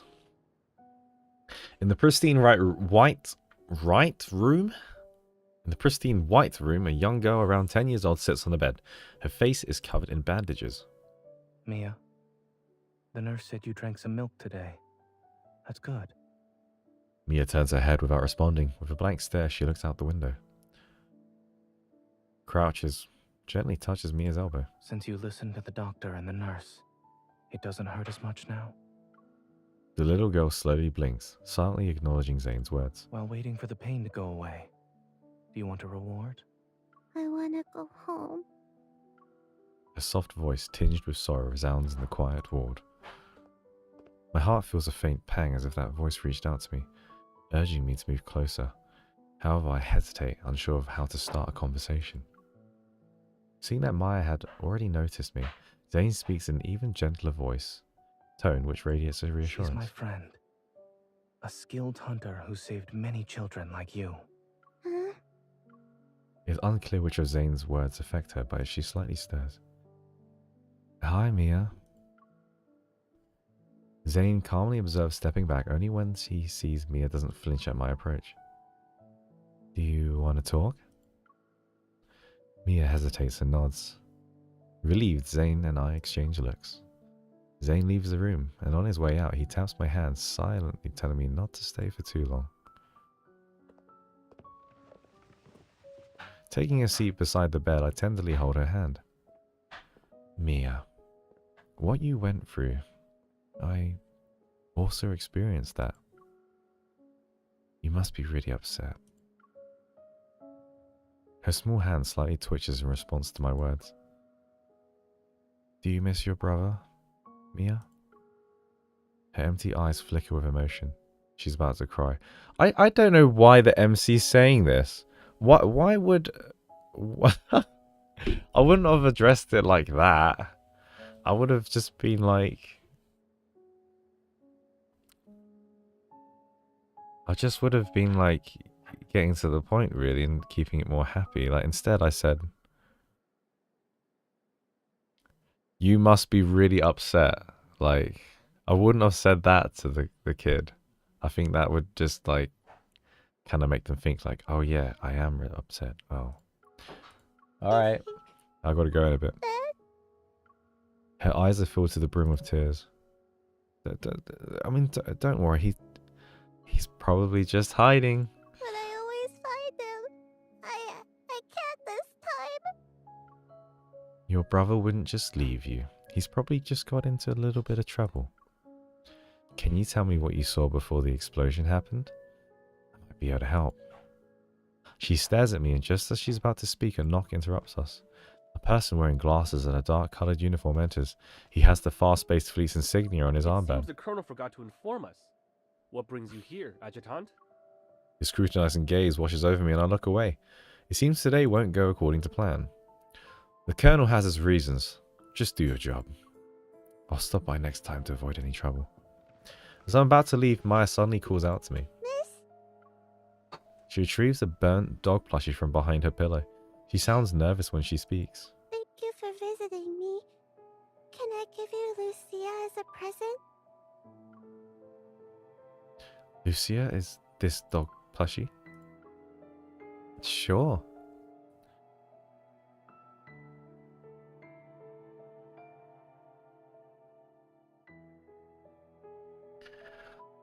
Awesome. Well, I have to go have dinner, guys. So it kind of wraps it up here. I'm sorry to say, it's time to go. But I think we covered a lot today. We covered Silas's myth in its entirety. We covered what Eli's like fans or stands are. And then we've also done partly Caleb's Homecoming Wings Vanishing Skyward chapter. So, yeah. I think we can continue another time. Is that alright with you all?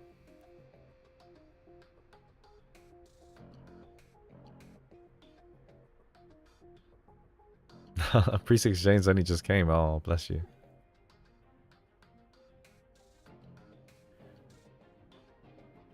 I'll give you guys a shout out and then more of a notice on the live stream. It's been a bit last second.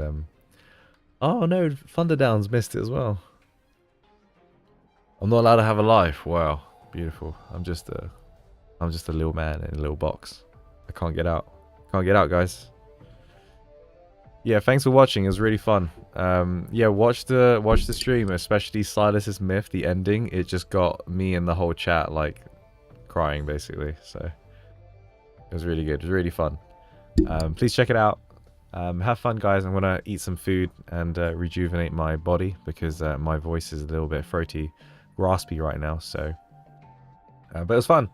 Thanks, guys. Like, subscribe, follow, whatever you need to do. You know what it is these days. And I'll see you on